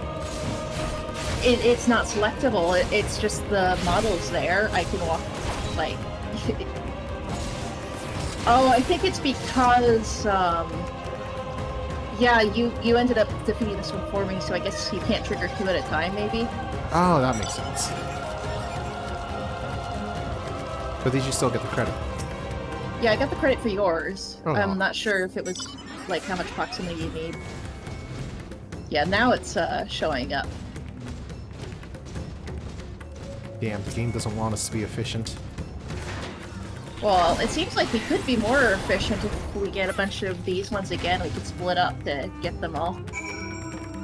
Wait, but you just said it won't let you fight. Yeah, but I go to... Or, yeah, I guess you're right. I was thinking, just wait on, you know, what person to finish.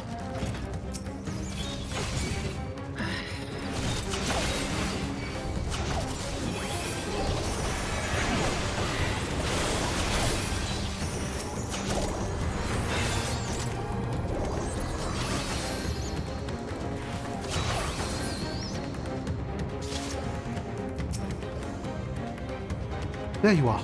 How fare the others?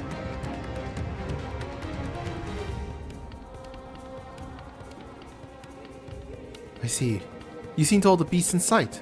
In that case, let's have everyone gather in front of the temple.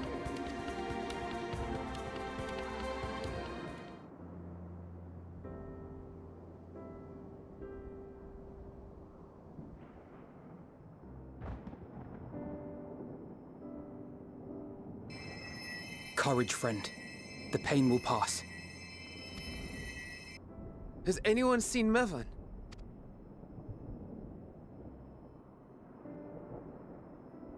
Where could she be?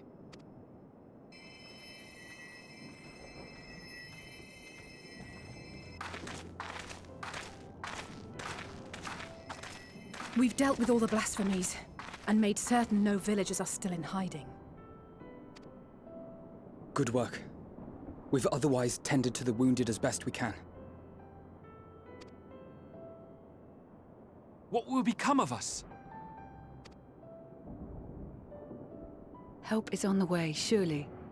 We may have to abandon our homes now, but we will return, someday. But where can we go? Is anywhere even safe? That I cannot say. Well, I can. Nowhere's safe. Run all you like, but there's no escaping these things. And even if I could, it's too late for my family.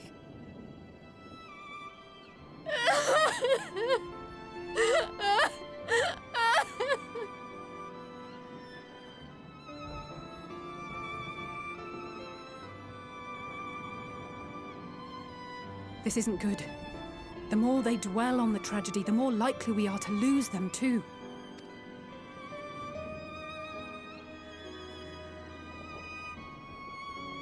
My friends!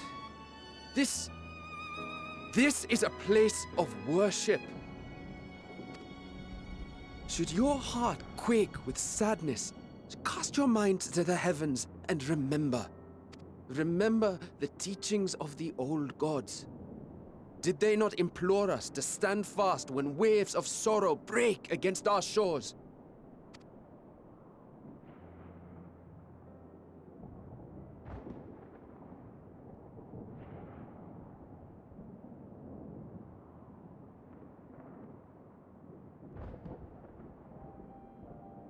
Know this, my children.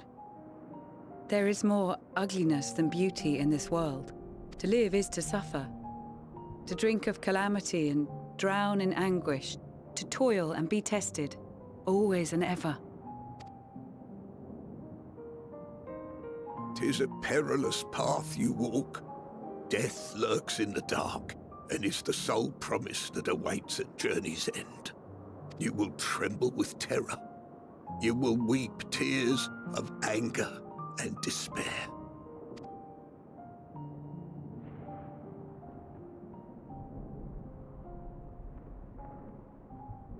But do not avert your eyes.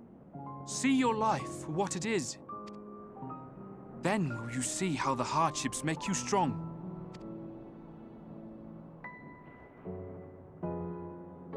Every doubt reforged as scales for your armor.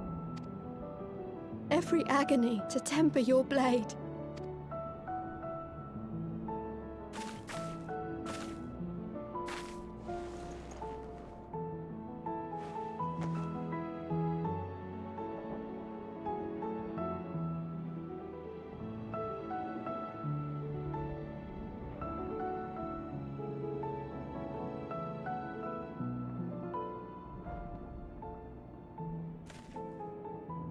Thank you, lad.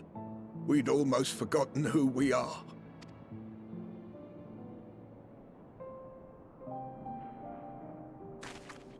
My undying gratitude to you as well, my friends. You were searching for Mevon, no? We must return home. I pray you help the boy find his friend. Gladly. We dispatched what beasts we could, but the roads are still dangerous. Stay together and go in safety.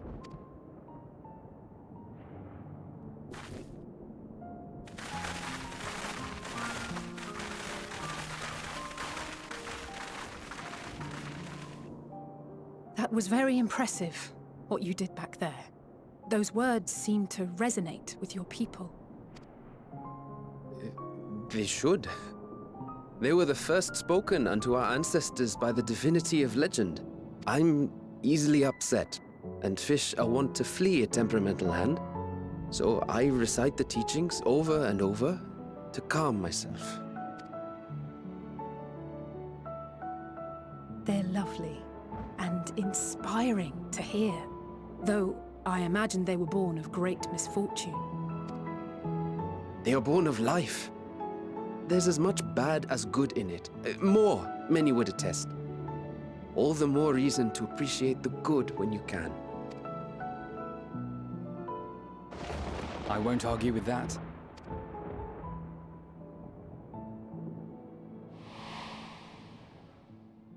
In darkness, seek joy.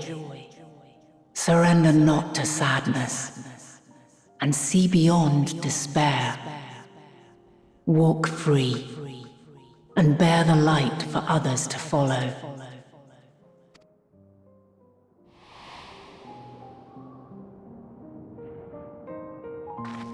with that, let us see if we can't find Mervyn.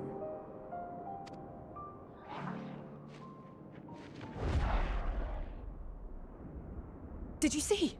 That beast was chasing someone.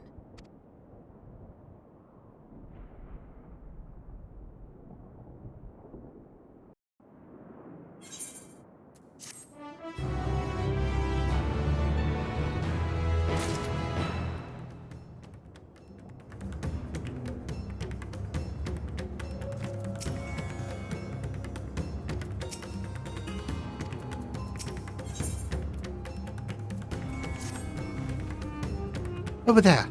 My view is blocked by the trees, but I'm sure I saw someone being chased by a beast. Green, go with Mattia and search along the river. Alfinode and I will circle around from the south.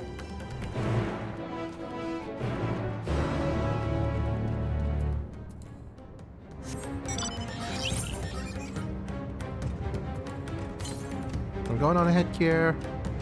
Okay. I'll let you know if there's a purple thing that forces you to fight. Okay.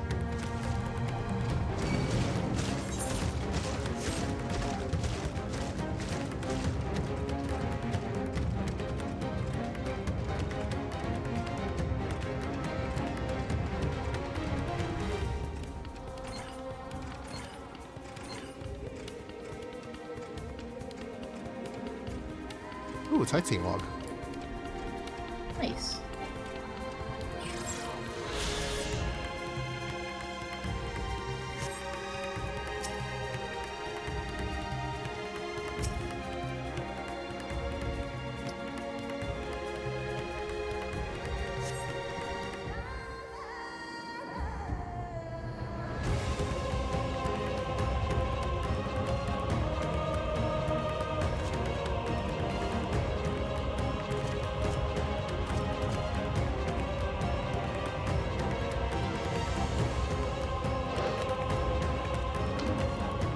That's her! No, I'm sure of it! Mervyn! Don't! Please! Oh,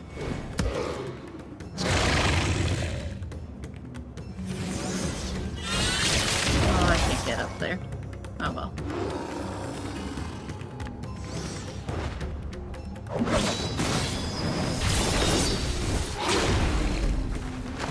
But there's another one. What are you looking for? Oh, the sightseeing log on that rock on the way here. Oh, there was a sightseeing I thought that log? was the one you were talking about. Oh. Yeah, but I can't get up on that rock. Oh. Sorry, I was in the middle of a cutscene. Sorry. No! God have mercy!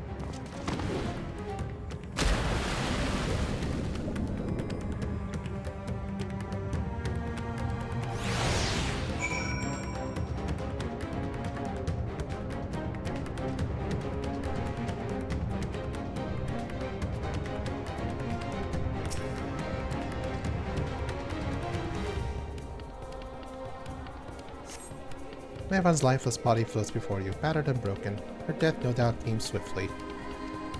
Her infant daughter, however, is nowhere to be seen.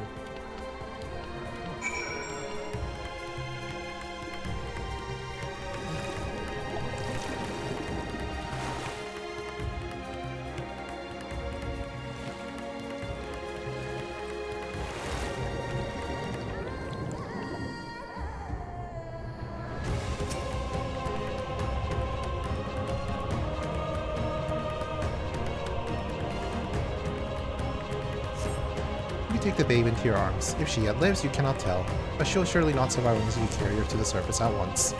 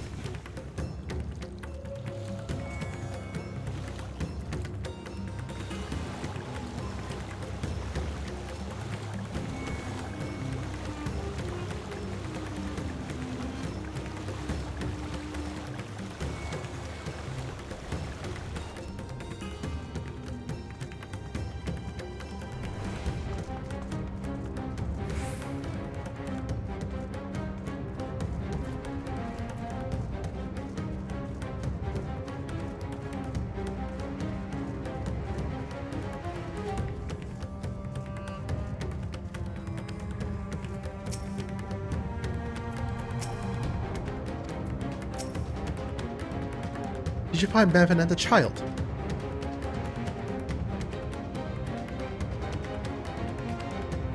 Damn it all. You have the child? Let me see her. The child doesn't show up as a key item, does it? It does not. Okay. I was looking for that, actually. Just had to double check, just in case. She's so cold, Elfino. The child is alert, and I see no wounds, and yet... she grows weaker. My spells can do no more. What she needs is a change of clothes and a warm bed. We must hurry back.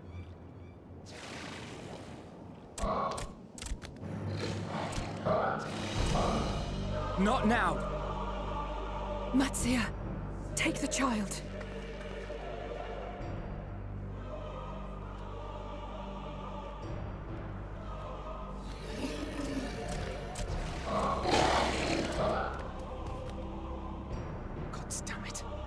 It appears we've made enough noise to be heard for miles around.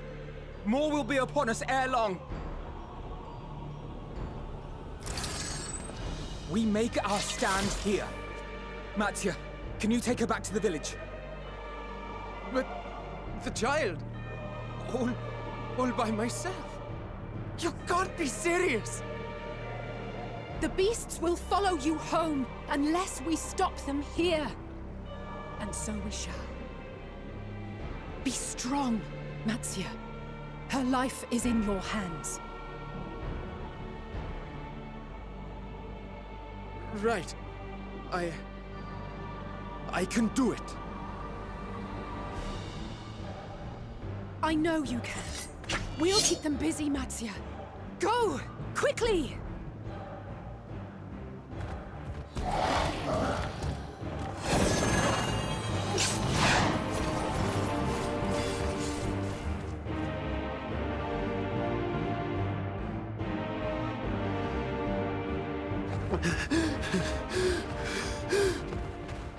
Steady. You know the way.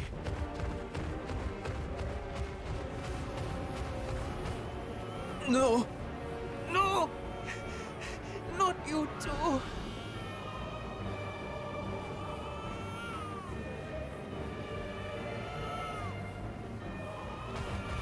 Don't be afraid. Don't be afraid. To live is to suffer, to drink of calamity. It is a perilous path. Death lurks in the dark.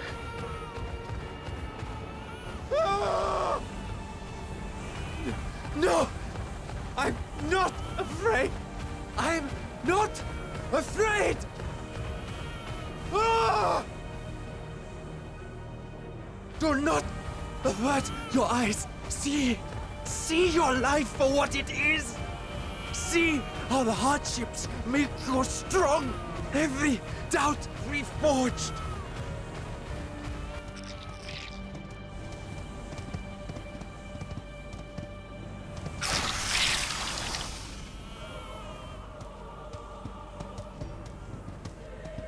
Every agony.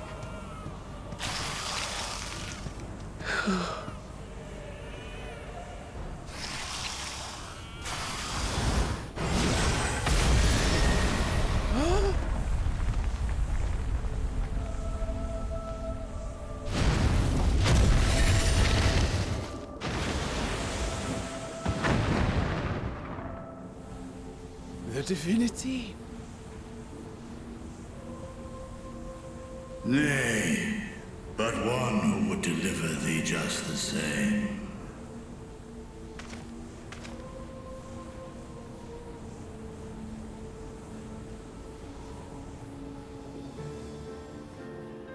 Please. You must save the child. She is all that remains of Mevan and Grasef. Please.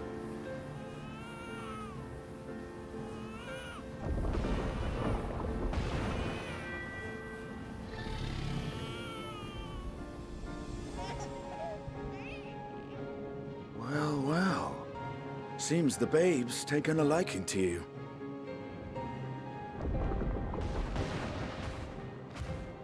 Thou art strong, little one. Let us convey thee to thy home.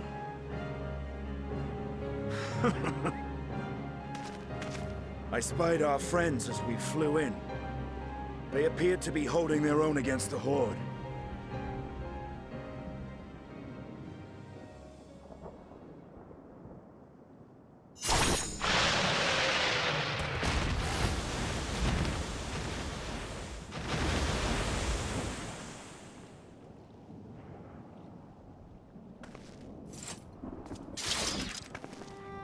Right. That's the last of them. We should hurry and find Matsia. I have a feeling he'll be fine. Really? How can you be so sure? Out of character A knowledge. fine battle it must have been. Shame I missed it. Estinian, it was you who came to Matsia's aid. I was only along for the ride. Vritra was the one who saw the boy was in need. The two are headed back to the village.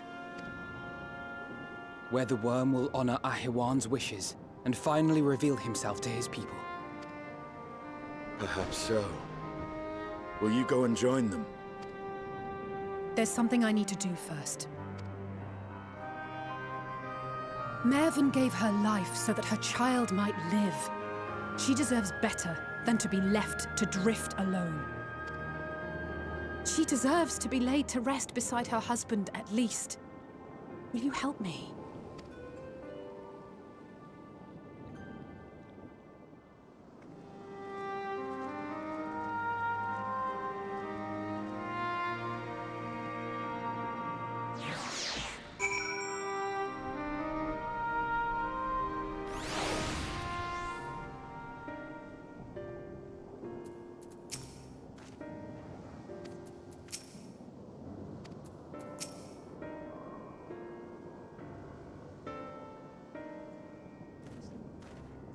We have done what we can. 'Tis for the villagers of Palakistan to perform the funeral rites. If nothing else, Mevan and Karasov have died as they lived, as themselves, and not as beasts. Their souls will find peace in the ethereal sea. To think the day would come when even that smallest of solaces would be this comforting.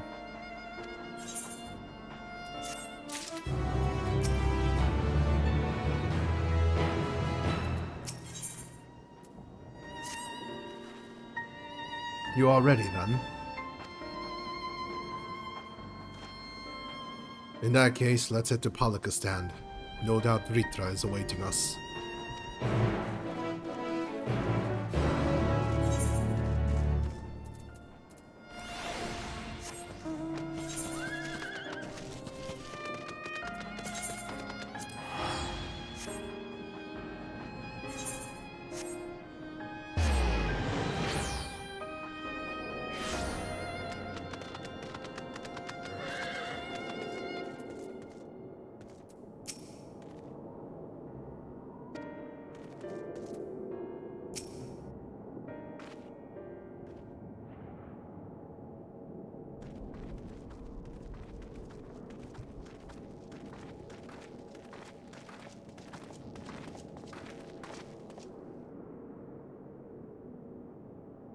Rest easy, for all is well here.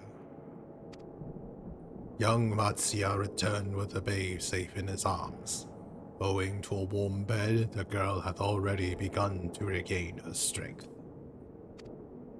Lance joyously received was word of the mother and father's fate, as well as less that of their transformed neighbors.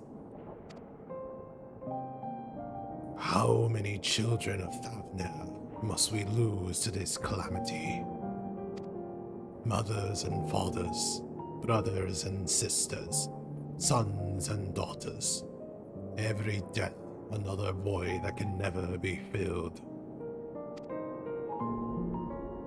We who survived them must carry the weight of their memory as we strive to regain a semblance of what we have lost. Kerasif and Mevon's babe is a child of Thavner as well. I thank you for returning her to us safe.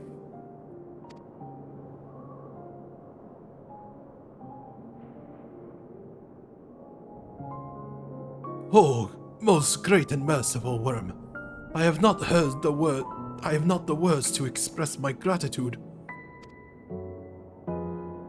They say that were it not for you, brave Matsia and the child would have been lost to us forever.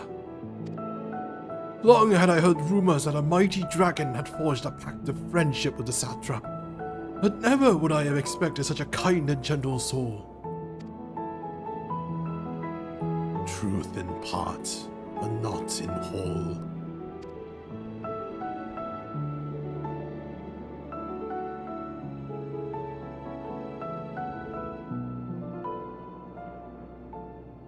I am Vritra, and for years uncounted hath this isle served as mine abode.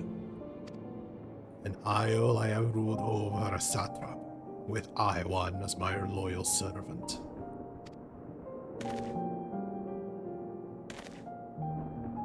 Are my ears to be believed? You were the true satrap all along.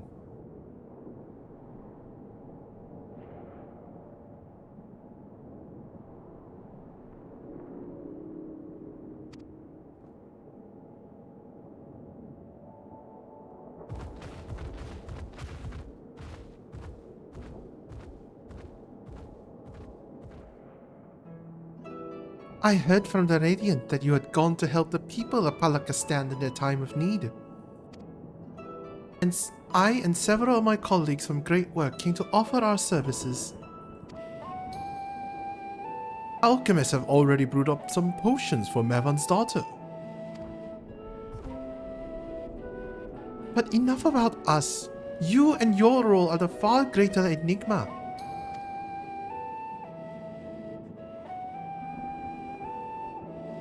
Created to serve as your emissary. Now they suspect the boy was but a simulacrum. Rumor has circulated for many years around the High Crucible that our most skilled alchemists were once commissioned by the Satrap's family in secret to fashion a mammoth indistinguishable from a living boy. Looking at Varshan with that knowledge, I simply put two and two together. I was not alone in drawing this conclusion, but like me, they no doubt recognized that the satrap was using the simulacrum to work more closely with his people, and decided not to press the issue. I'd always assumed one of Iwan's associates was manipulating from afar, though the truth is indeed far more surprising. It is an honor to meet you in the flesh, Master Vritra. Pray allow me to express my gratitude. If you had not believed in and given unto us your scales, I do not know where we would be. Thank you from the bottom of my heart. 'Twas thou and thy fellow alchemists that fashioned the means to unmake the towers. You were the saviors not only of Radzatan, but the star. Far too kind you are, Master Vritra, but the star yet wants her salvation. Once more will my colleagues and I commit the knowledge and resources at our disposal to the mission of aiding the people in this their darkest hour. 'Twould seem this place is in good hands. I would return to see how Radzatan fares. What will you do, Silence?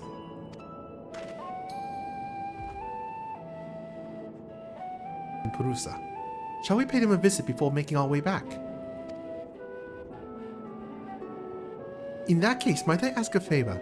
Nothing too burdensome, I promise. This way.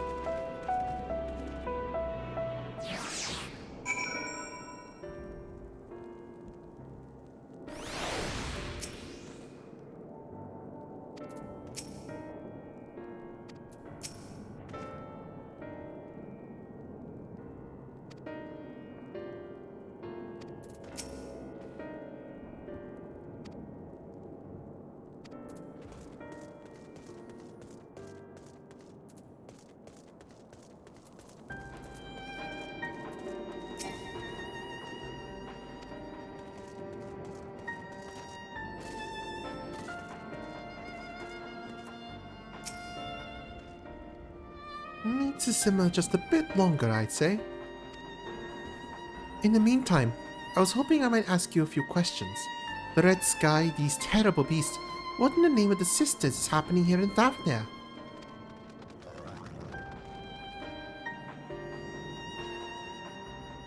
Oh my, that's rather a lot to take in.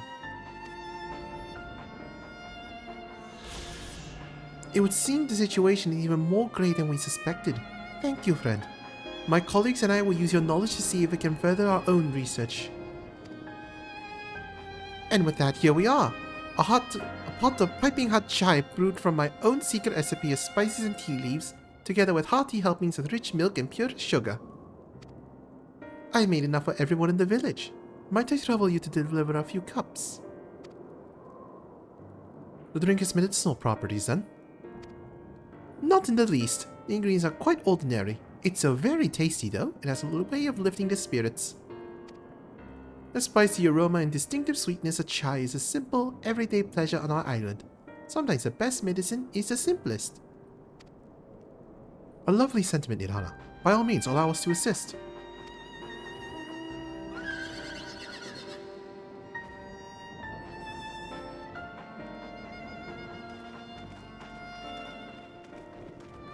While you lot distribute hot beverages, I'll do a sweep for errant beasts to slay.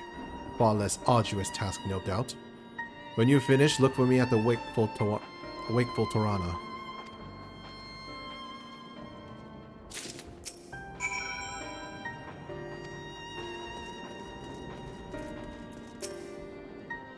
Look at them all lazing about, knowing full well beasts might strike again at any moment. Do you not realize their lives are in danger? Well, I, for one, intend to survive. I'm too young to die. Yes, I'll leave this island behind if I must. But where would I go? Is anywhere safe these days? Hot chai. A mug of piping hot chai brewed from the aromatic tea leaves, flavored with Nirana's secret blend of herbs and spices. Then mixed with rich milk.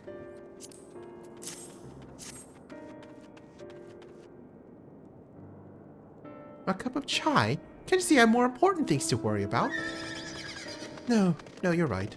It is precisely in times like these that we must strive to remain calm and steady. I do believe I'll visit my elder and see what needs to be done. If there's any ways I can aid my village and my friends, I will do it.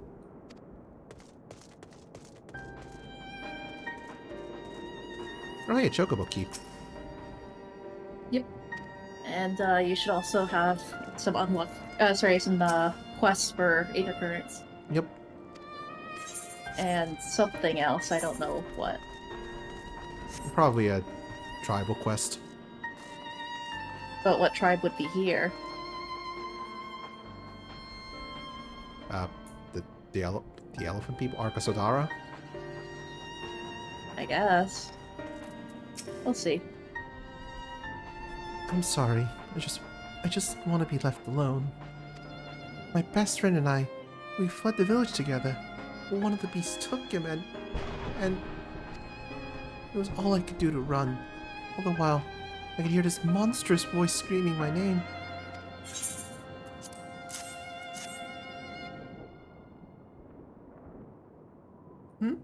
This is for me? Ah, we used to drink chai together often. Share stories over steaming cups after a hard day's work. Thank you, friend. The pain may never pass, but I must press on all the same, for his memory, and for we who must remember.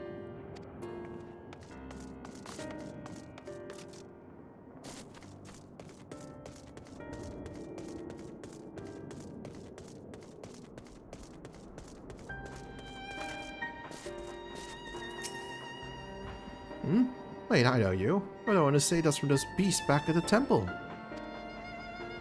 Were it not for you, well, let's not even think about that. Times like these we mustn't dwell on what might have been, but look to the future.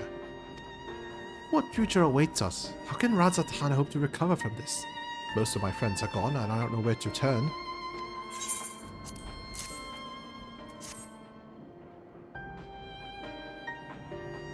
A cup of chai? Well, if you insist. Ah, but aroma has a way of clearing the mind. Come to think of it, we've faced our fair share of trials in the past as well. No matter how hard the times, we've always come together as a people united. One day at a time, one step at a time. But that is all any of us can do. Yes. Back to work. Once I've finished this cup. Thank you.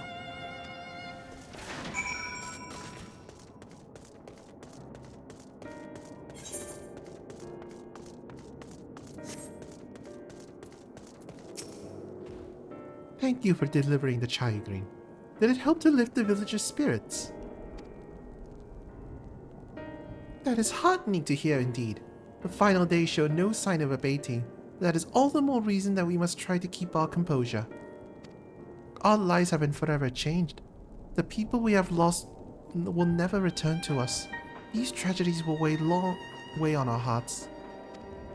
But we have the capacity to live with our suffering, to carry the agony till we too join the fallen in death. It is not a surrender, but a recognition. But it is only in acceptance that we find the strength to move forward.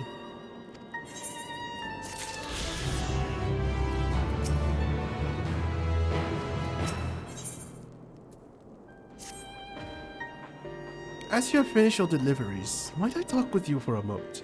I was curious to know, what has become of Mevon and Karasov's remains? Oh, thank you, friend. Surely they'll be able to rest peacefully by each other's side. I and the people of Palakistan will perform the rites as soon as we are able. As for the child, it will not be easy for her growing up without her parents, but I promise to do what I can. Once she's able to eat solid food, the fish I catch will help nourish her.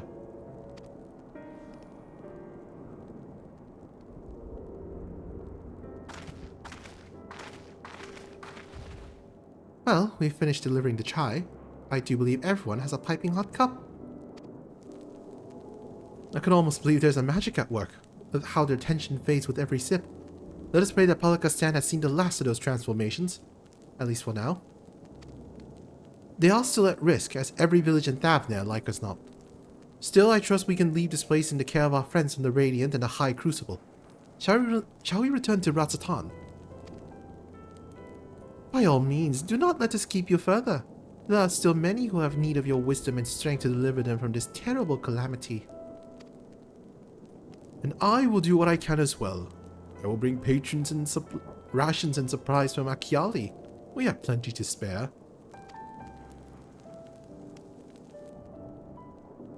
And let us find Estinian and be on our way. Where did he wander off to again? The Wakeful Tirana, near the village of Ratzatan, as I recall. Very well then.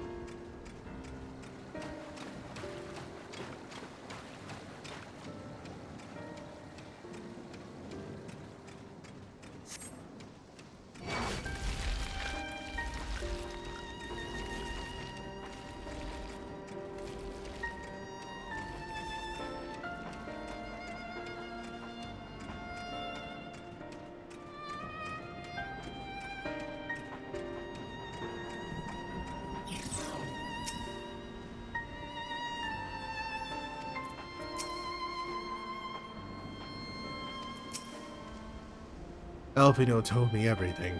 Well, glad am I to hear the people are safe.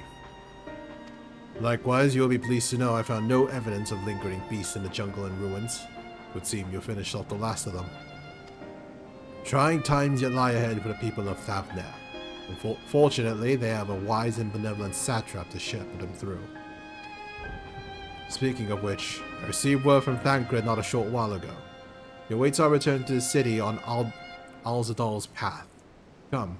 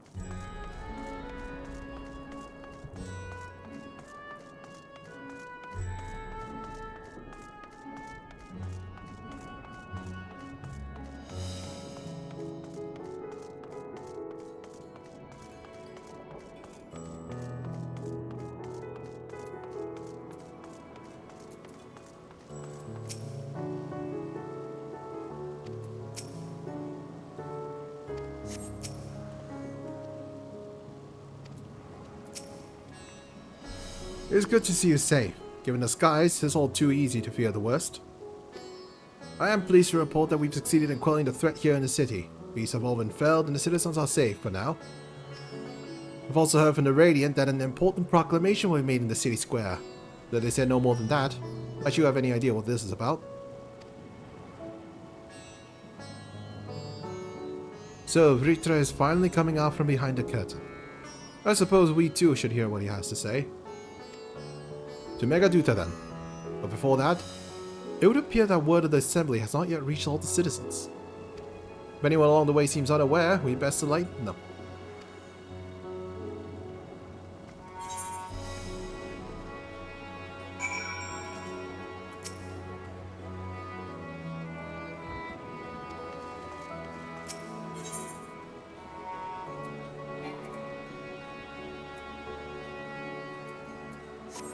I still haven't got that 8th right over there. Yeah.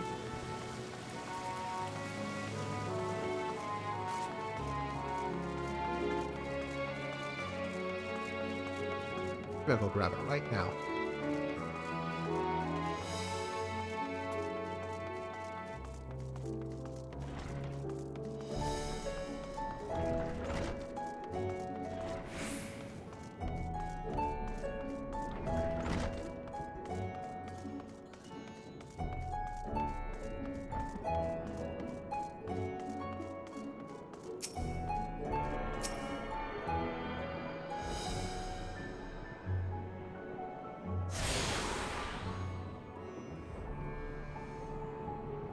You tune to yourself to all the Aether shards at Ratzathon. Davnir is now accessible as an Aether destination.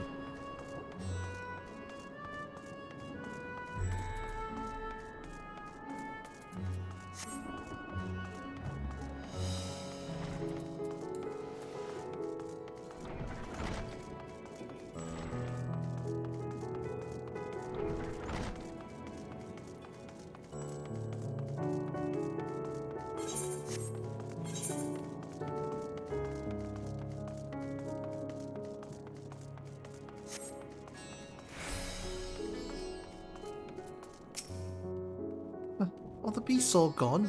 I've been hiding and I'm too scared to go out and look. Oh, that's a relief. I thought one of the beasts was going to eat me. Wonder where Varshan is. He's the slowest runner. I hope he got away. He could be with the other people from the palace. Maybe I'll see him in the square.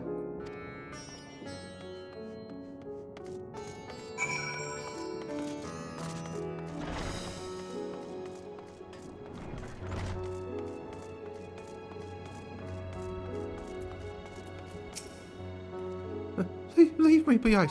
Please, I swear to you, my flesh tastes absolutely terrible. Oh, gods, what are you doing scaring me like that? If we're not quiet, those beasts will find us. The square, you say? Well, that's where the satrap was killed. With my very eyes, I saw him crush that creature's maw. So many lives lost. Such terrible carnage. You say there's someone who would lead Radz-at-Han in his stead. Whoever they are, if they say anything to sully the memory of our beloved satrap, I'll make them regret it.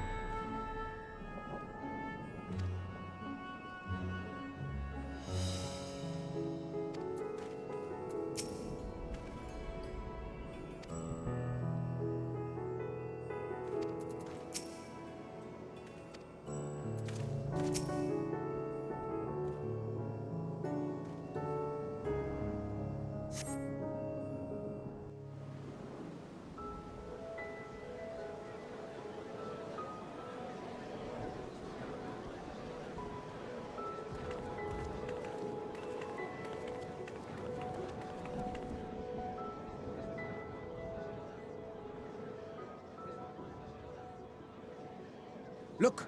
Someone's coming!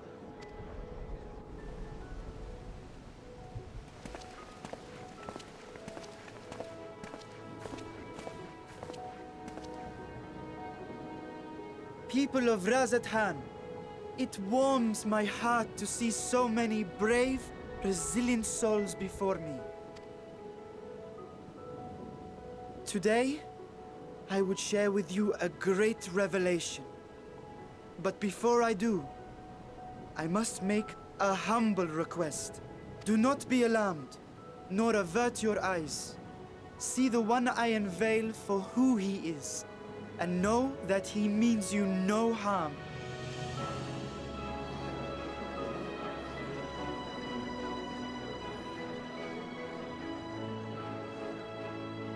Very well.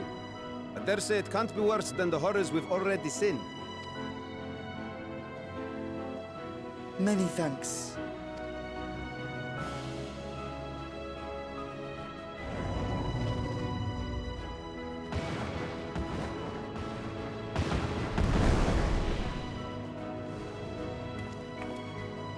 A dragon!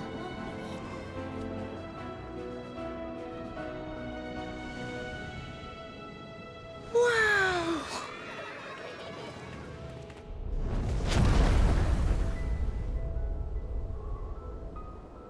People of Radzathan, I am Vritra, and for years uncounted hath this isle served as mine abode.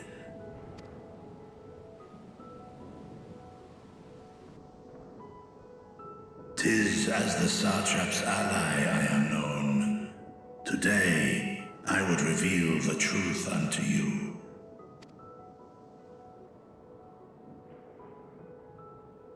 Let us hope they accept him.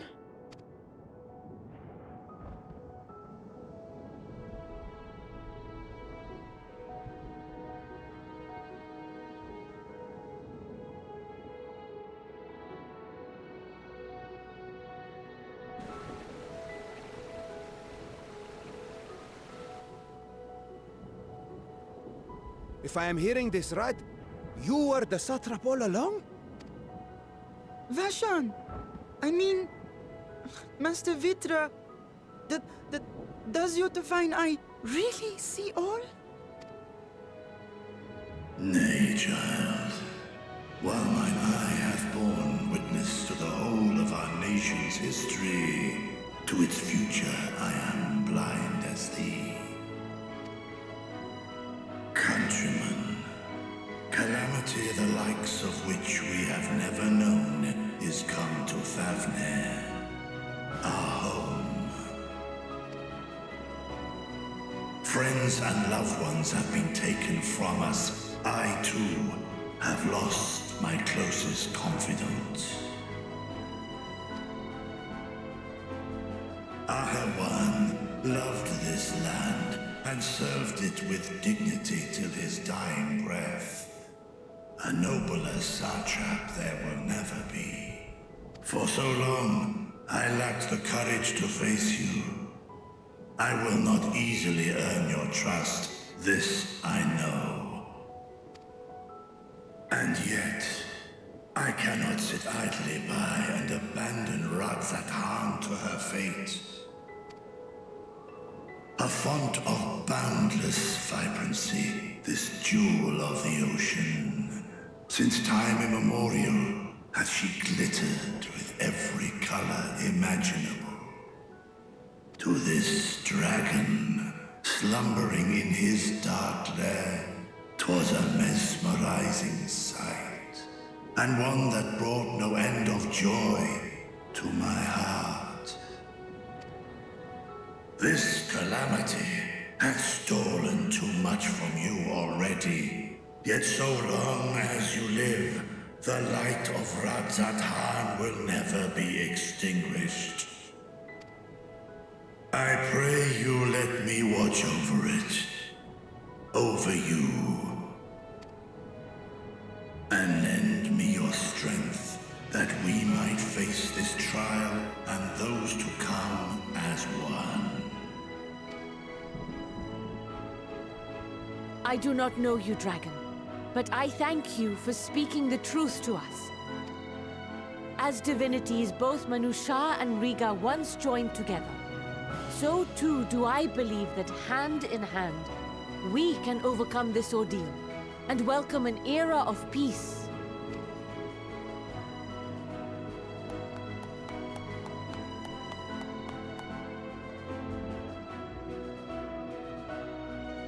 A sight that would have surely brought a smile to Azael's face.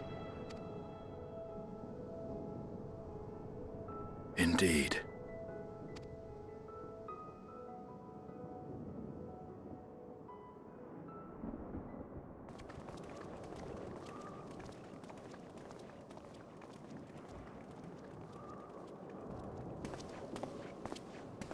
Excuse me, but I must speak with the Satrap at once. Father!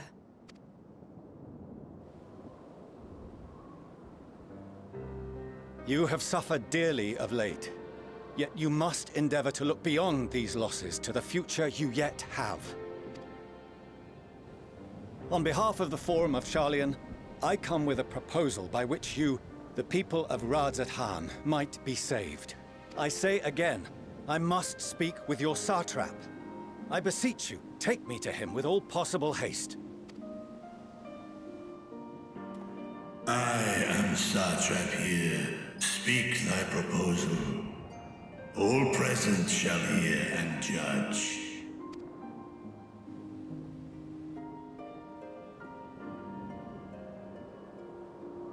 If I have given offense, then I apologize. First, allow me to share with you what knowledge we have of the phenomenon responsible for your woes. The final days. 'Tis an affliction of stagnancy and rot, sown into the currents of the star. Though the first prominent manifestation was here, in Thavner, it will invariably spread to every corner of the world. The Forum was forewarned of this apocalypse several centuries ago.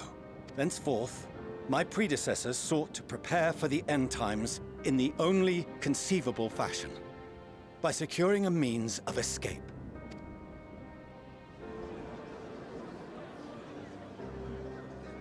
Escape the star?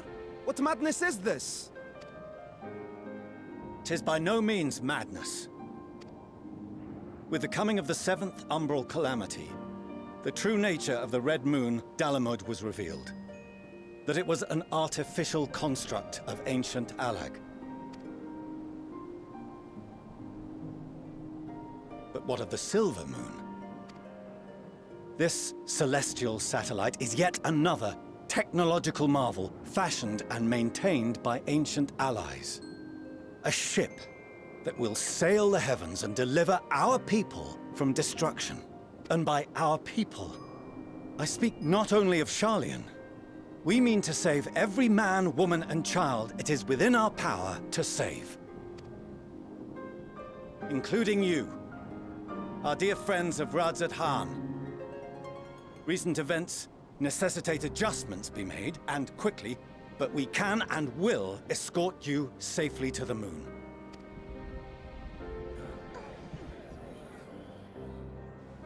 Long has thy Forum been allies to Thavner. I trust thou dost not extend this offer lightly. Yet I wonder, is this truly the way? Is there a future to be built for us beyond this star our father deemed the last bastion of hope? It is for that very reason I come before you and your people. To answer any and all of your questions.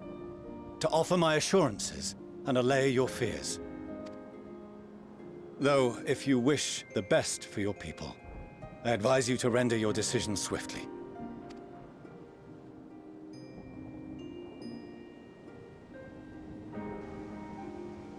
Show our friends to Megaduta. They are to be received as honored guests.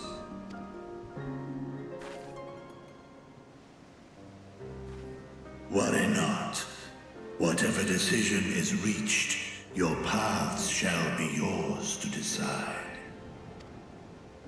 Until then, heed the warning of these brave heroes. Guard your hearts against fear and despair, for it is within such fertile soil that the seeds of blasphemy find purchase. Remain calm and attend to your daily tasks. I shall return anon.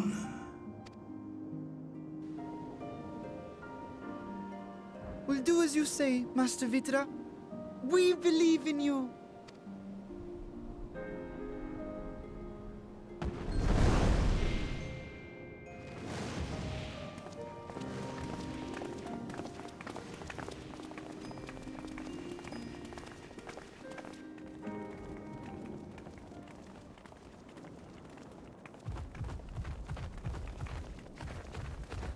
Oh, you're still here. What a relief.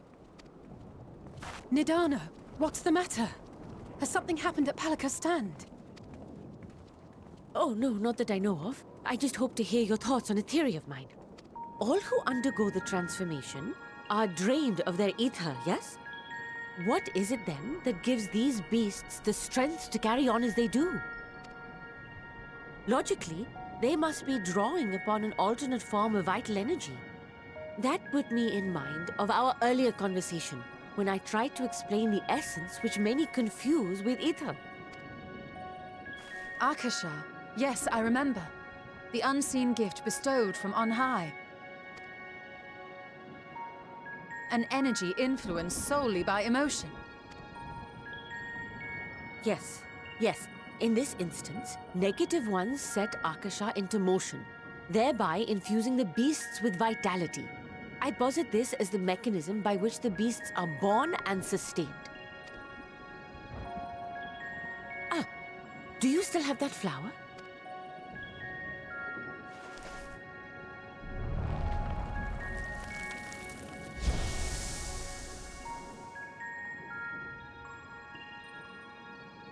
If we accept that it once shone bright by drawing upon Akasha, influenced by the thoughts of those nearby, then fear, terror, despair, negative emotions so powerful as to suffocate it, permeated the air in this place. You must be very careful. The forces which drive the final days may be beyond our ability to perceive.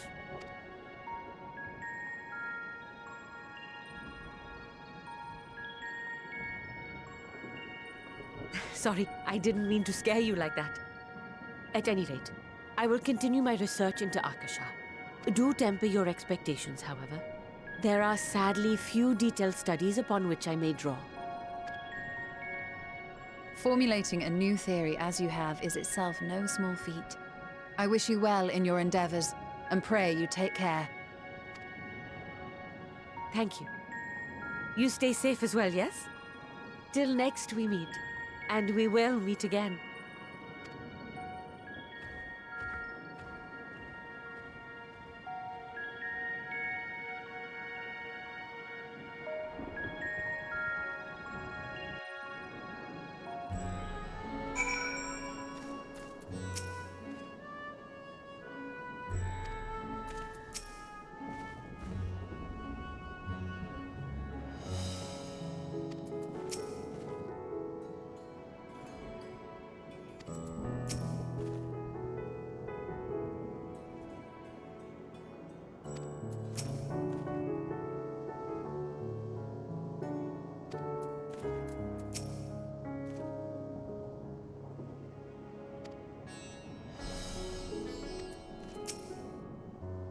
As far as we have come, and after all the horrors we have seen, there is still so much we do not know about the final days. Could it be as Nirhana said, that the cause of this phenomenon is beyond our comprehension? And if so, are we powerless to forestall it?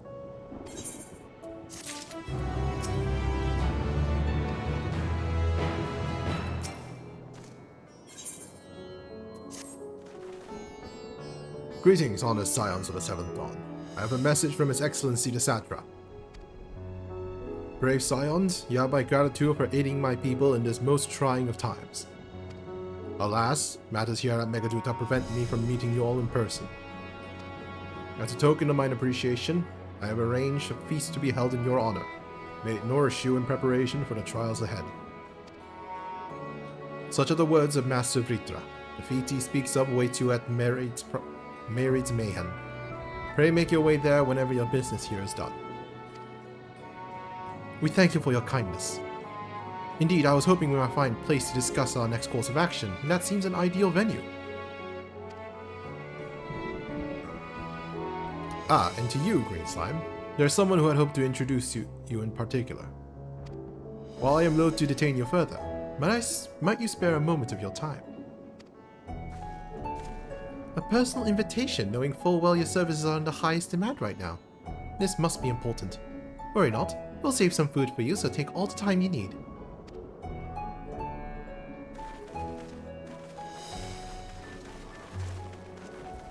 Thank you, friend. Whenever you are ready, please join me in the Aetheryte Plaza. I shall go on ahead.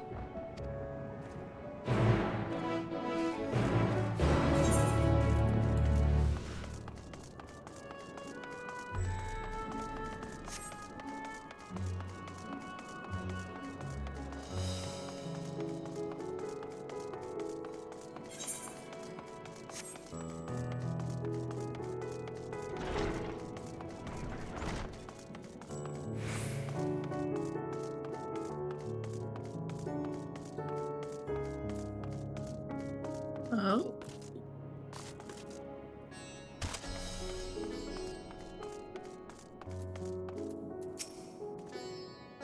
Access to the Aetheryte you see there has been restricted to a select few ever since the tower first appeared. We sincerely apologize for the inconvenience, but it was deemed too dangerous to permit the free movement of visitors at a time of emergency, a risk we could not take.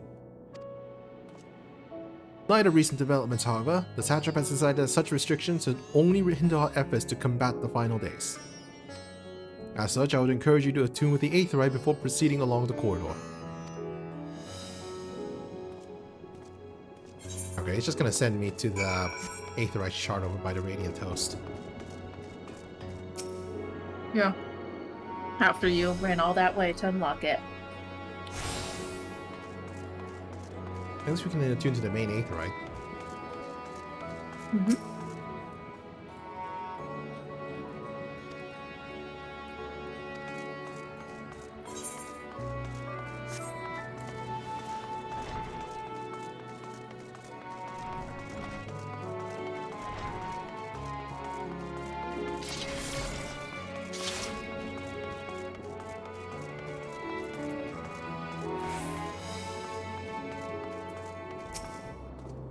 Ah, you must be wondering what this place is. You stand in the Hall of the Radiant Host, from where our leadership oversees all of Radzatan's military operations. Sundrop, our destination, lies just ahead.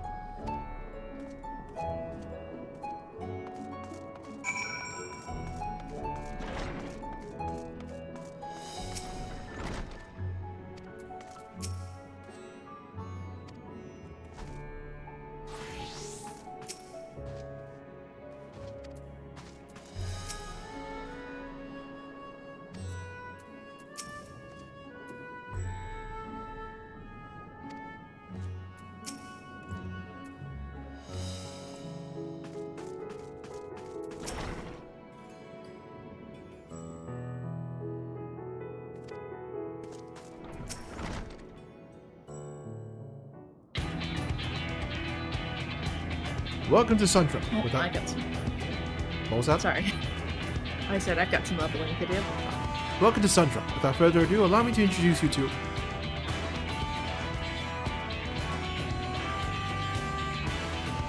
Oh, so you're the famous green slime, eh? I knew at the moment you stepped through that door. You've the look of one who's walked through hell. Shirabat, please. You're speaking to the Satrap's honored guest and a savior of our people. Can you not show a modicum of respect? What disrespect is there in paying a fellow warrior a compliment? We're all friends here, or will soon be soon enough. More formally then, for the benefit of my countrymen, it is a pleasure to have you with us, O great champion of yours, yes, I am the Seventh Dawn, warrior of light, all around good egg, I'm sure.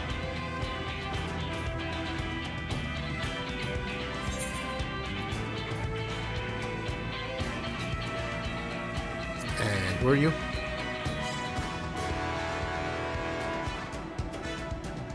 A fool with too many scars and knees that ache in the winter. Name's Shirabat, and I attend to business here. As for what sort of business, how can I put it? Radzatan welcomes delegates from other lands to oversee trade and diplomatic dealings. Then there are military matters to discuss, which is why all these officers are stationed here in Sundra. I imagine you're more than familiar with each of the nations they represent, yes? We got representatives from Doma,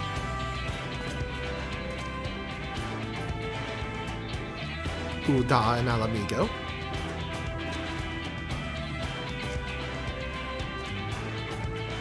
Limsalominsa,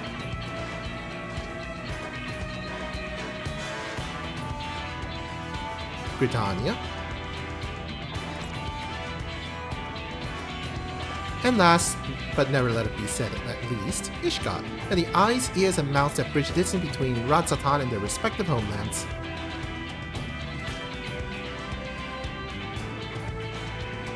We use this brief respite to share the details of our plight with our overseas counterparts. And wouldn't you know it, all of their leaders requested a few words from you specifically. You're a man in high demand, eh? And so, would you mind regaling us with your own account? Indulge us before you indulge yourself.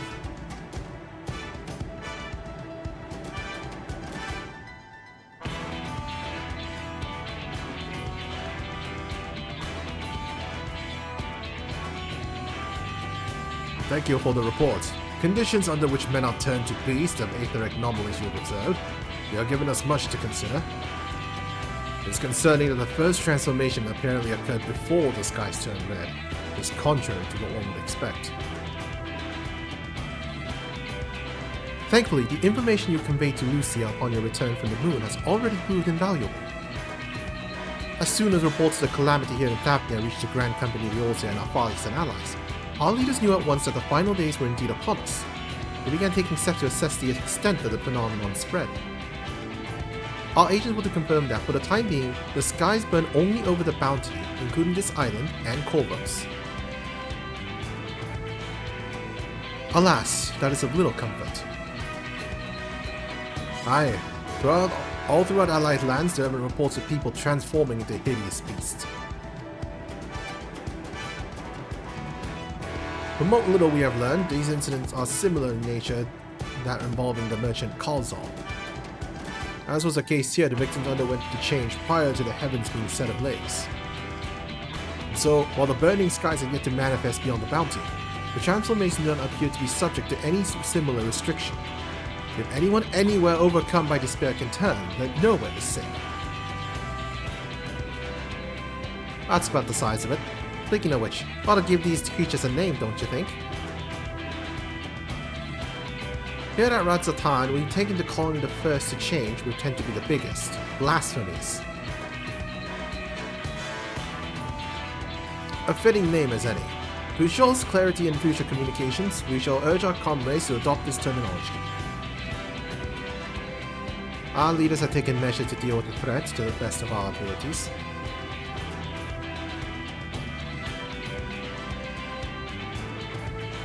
Aye, each nation has assembled their own groups of elite soldiers to put down these so-called blasphemies and their spawn as and when they appear. At the same time, they're doing all their power to put the people's minds at ease and prevent panic and fear from spreading. That said, brave souls with the strength and fortitude to fell these terrible fiends are not easily found.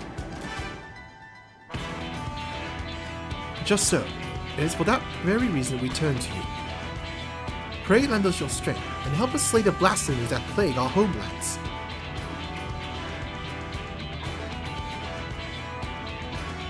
Now, you don't have to give your reply before dinner.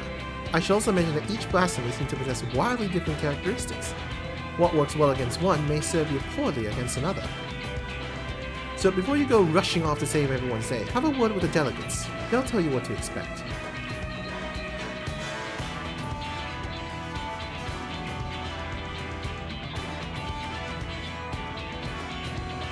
And with that, I do believe our friend here has a feast to attend. Spare a thought for us while you're tucking into all that fine cuisine, eh? You'll gain access to the role quest for Endwalker. A separate quest line and story is now available for tank melee DPS, physical range DPS, magical range DPS, and healer roles. To undertake these quests, speak with any of the delegates in Sundrop and agree to help defeat the blasphemies that plague their respective homelands. Well, I know what I'm spending my week on.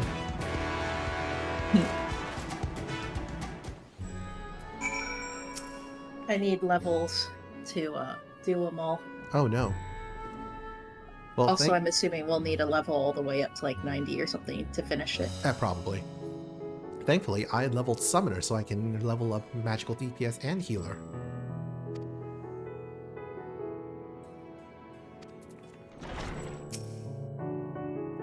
Hooray, forgive Shirabat and her rudeness. She can be a bit boisterous at times, but it is simply her nature. Anyway, my apologies for keeping you from your hard-earned rest. You'll be rejoining your companions, yes? You know the way to the Mayhem. I know Ratzatan like the back of my hand, especially with the Aetheryte shards. Glad that you're becoming familiar with our fair city. You'll be pleased to hear that all drinks are on the house, so order whatever suits your fancy. And with that, I must return to my post. On behalf of all the Radiant hosts, I thank you and your friends once more for lending your strength and courage to Ratzatan in our time of need. We shall endeavor to fight the good fight to the end. We might honor One's legacy and serve Master Vritra well. Have my word that your efforts will not be in vain.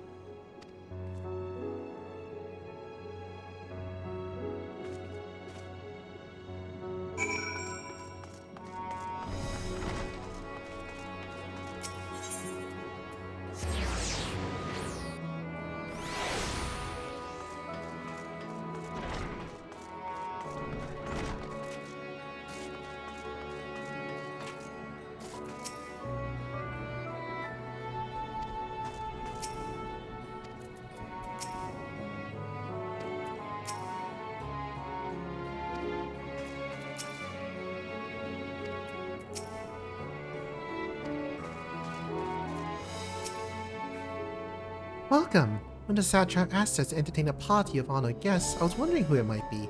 This is a lovely surprise to say the least. By the way, I heard all about Kalzov from your friend Grahatia. I understand there was nothing that could be done, but I was heartened to hear he meant us no harm. I cannot thank you enough for dispatching the beast. As the smallest token of our thanks, your food and drink tonight are Mayreed's treat. Speaking of which, what shall I start you off with? Water. Just water. Lame. Well, I'm not Not even the chai. No, I'll be fine. As you wish, pray join your friends and I will bring you your drink. Look here, I don't care what the atomic theory says. Water is the basis of all life. There's water in chai, tea. Shush. But also deliciousness and heat. Shush. Welcome back. Whatever did the Radiant want with you, pray tell? They want me to hunt down blasphemies like Sin Eaters. Our allies have sent military delegates. That's news to me. Mind sharing the details?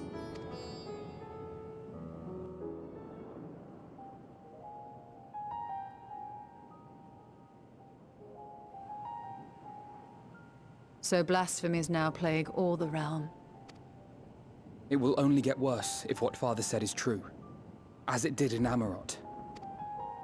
If that's our model, then shouldn't we expect the effects to grow more severe as it feeds off its own spread? As if people transforming into those monstrosities wasn't bad enough. If the flora and fauna, if the land itself turned against us. No one would survive.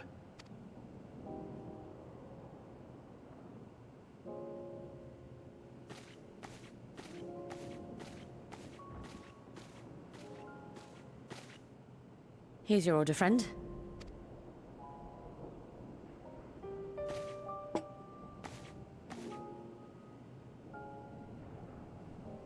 May you find comfort in these dark times.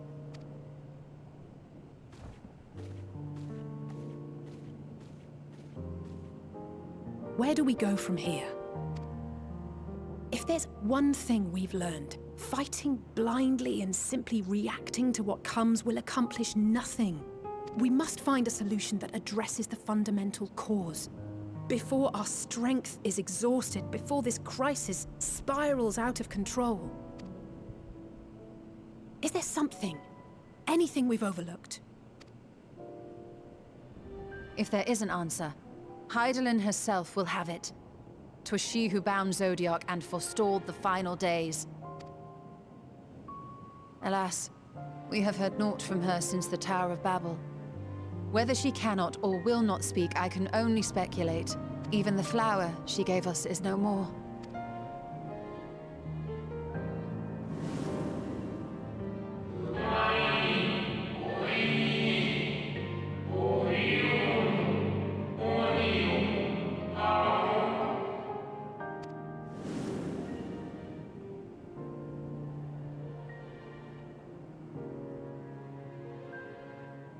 So advised the Watcher.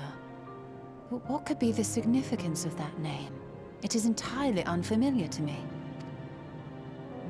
To me as well. It meant something to the ancients, though. In our time. Most surely. Yet I do not recall a single mention of it in the records of Anida. Another dead end. And quite literally. It's not as if there are any ancients living we could go and ask.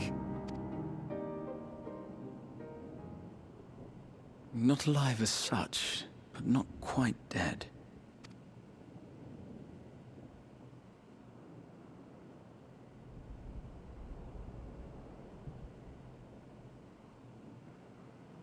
Elidibus.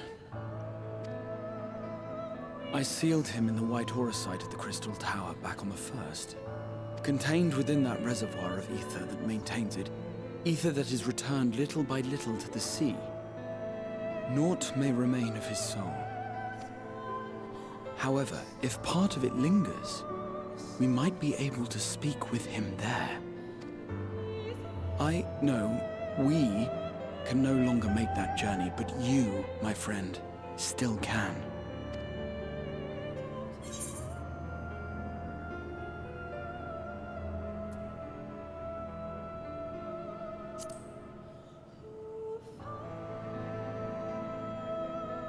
Thank you, my friend. That would mean much to me. If nothing else, should we learn the First is safe, we'll have that much more reason to keep fighting the good fight. That said, the odds are not in our favor, to say the least. Which is why we're fortunate to have Urianger up there on the moon, working hard to make all the necessary preparations for our departure, should it come to it. And why we have nothing to lose by staying the course till the last instant. Indeed. To the last, let us all do what we can. I will consult with Master Matoya and see if she knows of a way to reach Hydaelyn from the ethereal sea. And I will visit the nation's leaders and attempt to ascertain how far the final days have progressed elsewhere. Keep me abreast of your findings. I can seek out and slay the worst of the immediate threats, if only to slow the spread. Unease, terror, despair. Try as we might to suppress them, these emotions will return to harry us time and time again. But when they do, remember this. Your friends and loved ones are out there somewhere, sharing in your struggle. You are not alone.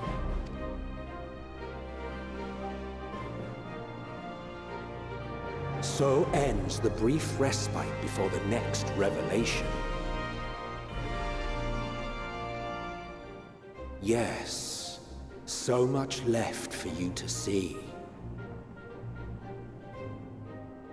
Where beginning ends, and end begins.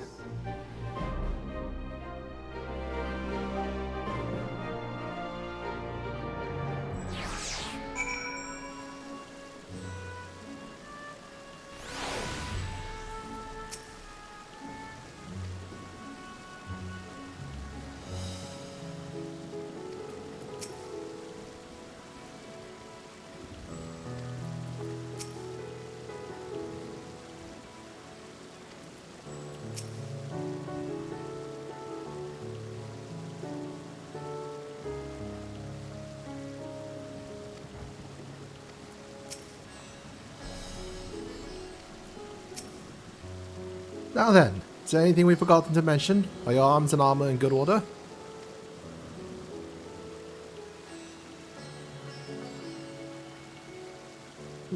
In that case, it's time we attended to tasks. And when you arrive on the first, give my regards to Reed. Tell her I miss her. Ooh, another story arc finished. Oh, are we continuing a little further? It's up to you. Maybe a little further. Ratia has something he wishes to give you. Take this screen. My spirit vessel.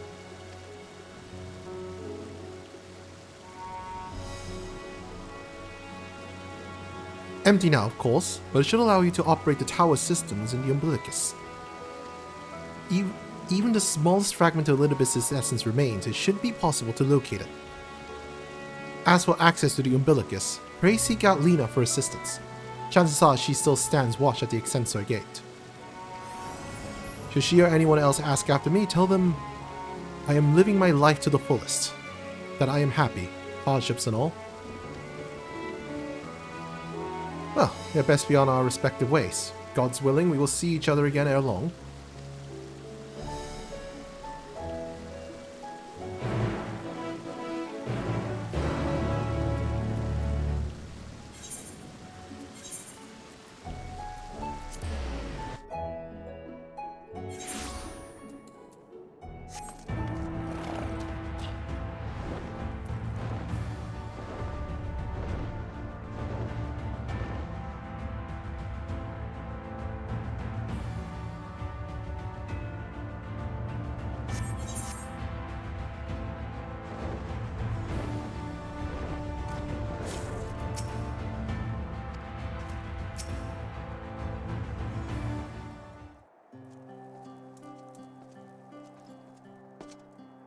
Rain, you are returned.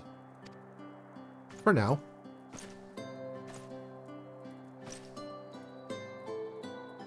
Have you been well, you and the others? We've no shortage of troubles, but we're well enough. Then things are much the same for you as they were here. My lord is doubtless enjoying himself.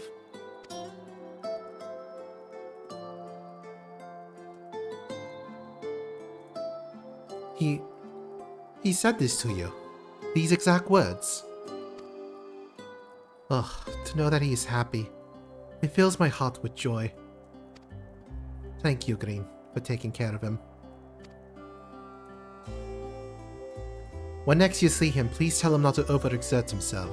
Futile request though it is. And tell him that all is well here. The peace you gifted us continues, and we work hard to build new lives for ourselves. In the course of this, we occasionally bicker, but we've never been more optimistic for tomorrow. If I had to mention one dilemma, it would be the question of our governance. Even as we speak, debate rages on how we should run the city in the Exarch's absence.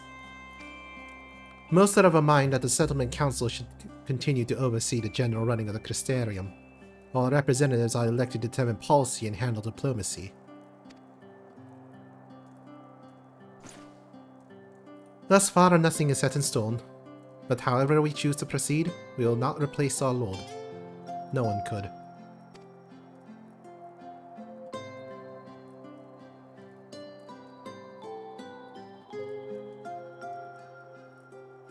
Have you recently observed any unusual phenomena?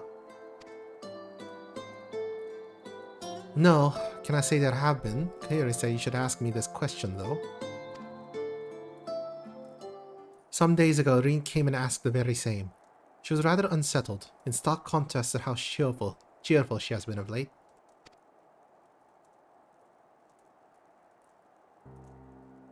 She and the other Crystarium youth just hosted a festival, you see. It proved so popular that there are already plans for another celebration, one much bigger than the first. Between the preparation for the festival and the restoration of the empty, she struck me as happy and full of life. So when I saw her in a state of such worry, I couldn't help but feel worried in turn, especially since she wouldn't tell me what troubled her. I dare say she would be more willing to confide in you. May I ask you to broach the subject with her?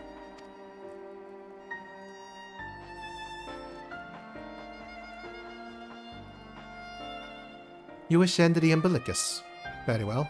I shall fetch the key at once, and take the opportunity to find Reen. Please wait for me in the city, in front of the Cabinet of Curiosity, shall we say.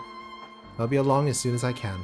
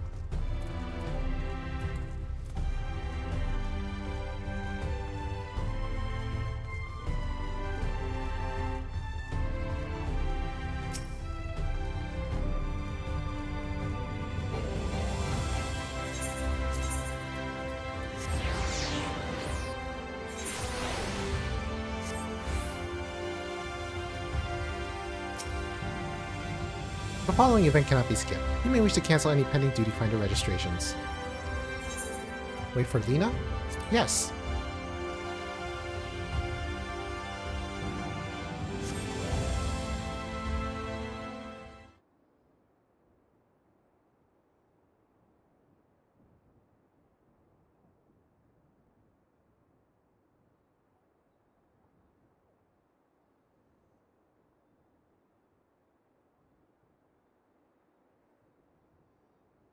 Do my old eyes deceive?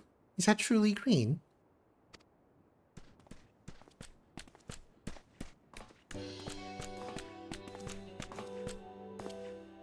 Ah, it is. Oh, glad am I to see you hale and whole, my friend. What a wonderful surprise it is to have you back with us, and at this most opportune time. In case you haven't heard, we are planning to produce a tome chronicling events from the Flood to the Knight's return. For this project, we intend to draw upon records kept by the world's peoples. Historical and contemporary first-hand accounts will be the centerpiece of the tome, but yours will be the one to crown them all. I've been asked to contribute a chapter on the soul, a subject that is key to understanding much of your endeavors. In the course of developing the spirit vessel, I gained valuable insights into travel beyond the rift, knowledge that will allow me to attest to your experience and deeds.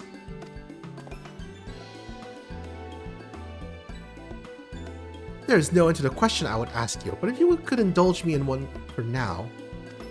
In your quest to restore the Knight, you faced many a formidable foe. Among them, who offered you the greatest struggle?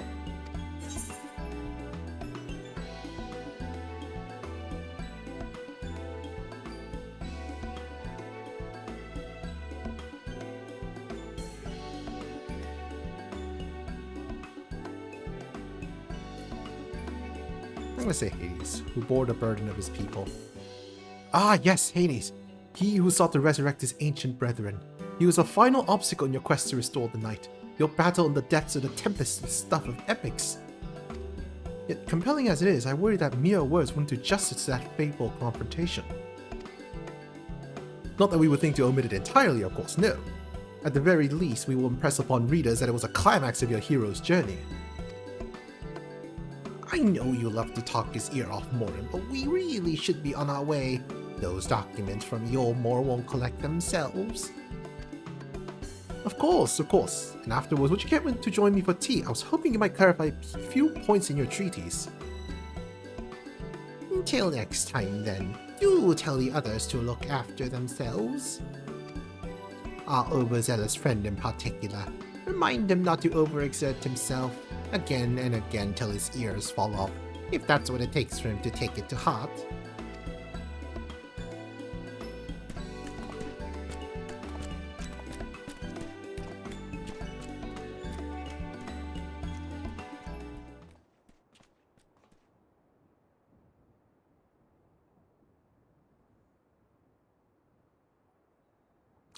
Is that the Warrior of Darkness?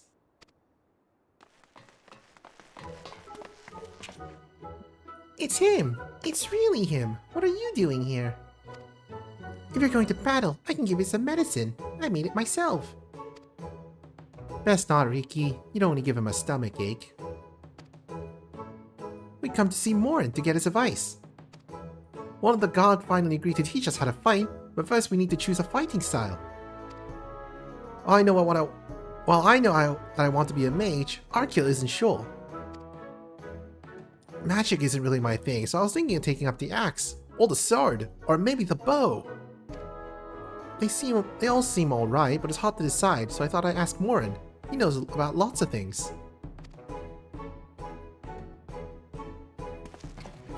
He isn't here. Oh. Ooh, why don't you have the Warrior of Darkness choose for you? What do you think suits Arkiel best? Axe, sword, or bow?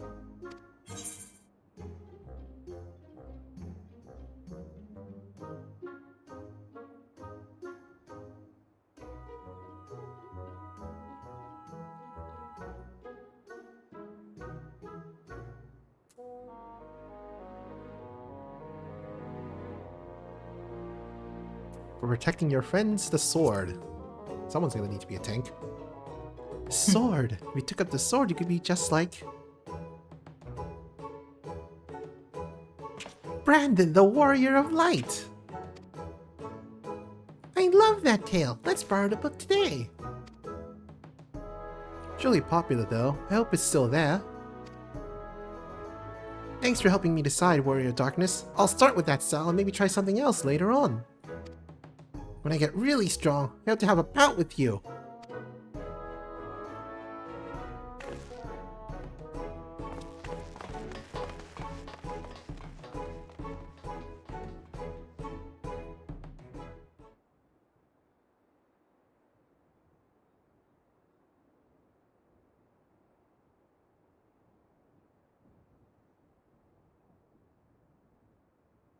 Such fun he's been having basking in the adoration of musty old bookworms and wide-eyed younglings.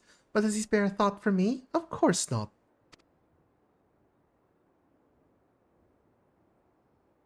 I waited and waited and waited, but he won't so much acknowledge the presence of his beautiful branch, even though you're right here. Such a heartless thing our sapling is, cold and cruel and heartless.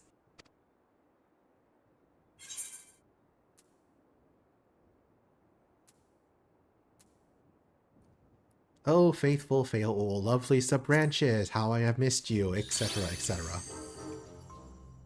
If you truly miss me, you should have cried for me at the top of your lungs the instant you arrived.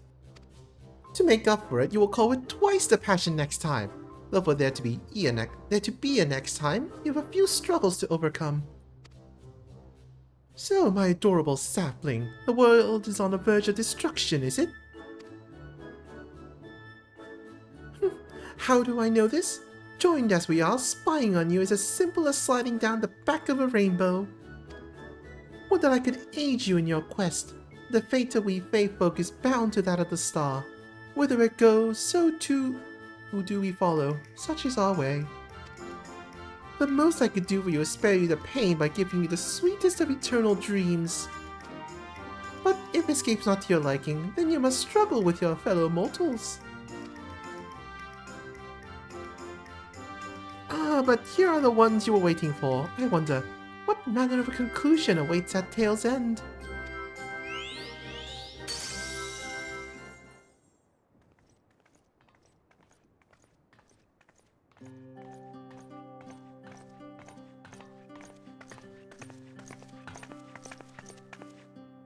My apologies for the delay. Green, so wonderful to see you again. You doubtless have much catching up to do, so I shall leave you to it. I've taken the liberty of unlocking the umbilicus, and you may enter at your leisure.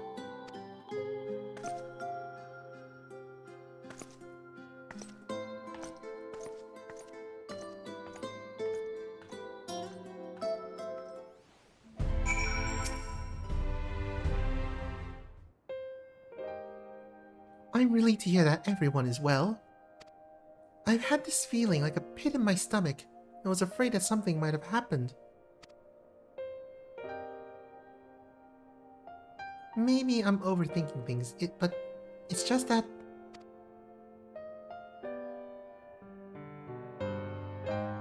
I'm the Oracle of Light, but I've never spoken with Heidelin.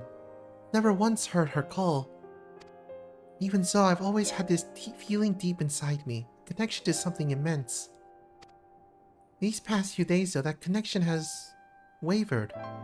As if that immense something was distant, then close, then distant again. And then the other night, I was jolted awake by the feeling it had been completely severed. Wanting some fresh air, I went to open the window, and to my horror, the sky was ablaze like during the star shower.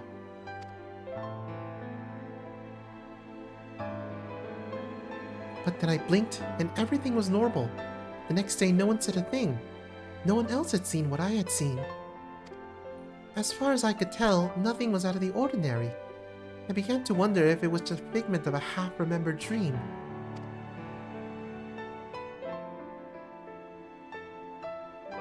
Green? What are you not telling me?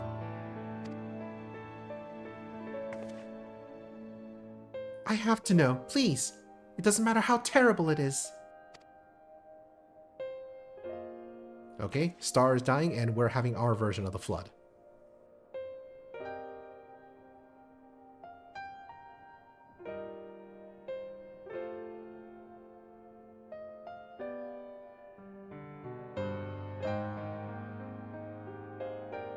It wasn't my imagination then.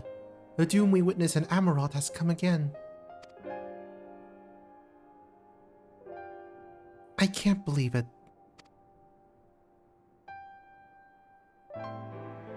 Like I told you before, all is well here in the First.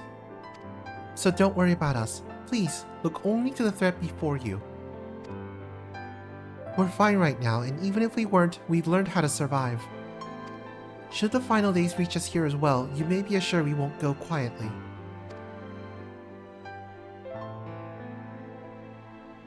No. We'll hold on until you can find a way to save all our worlds. So long as you continue your fight, so too will we, united in purpose beneath the blazing sky.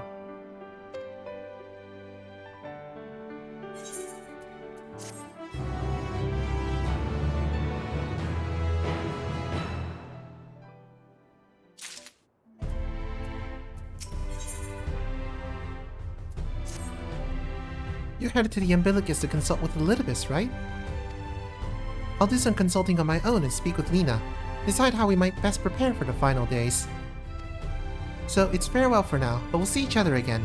I'm certain of it.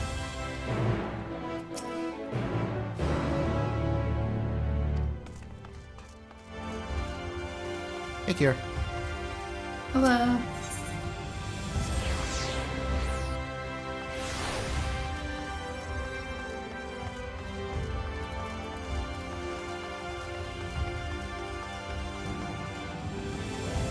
Hold on, quick bathroom break.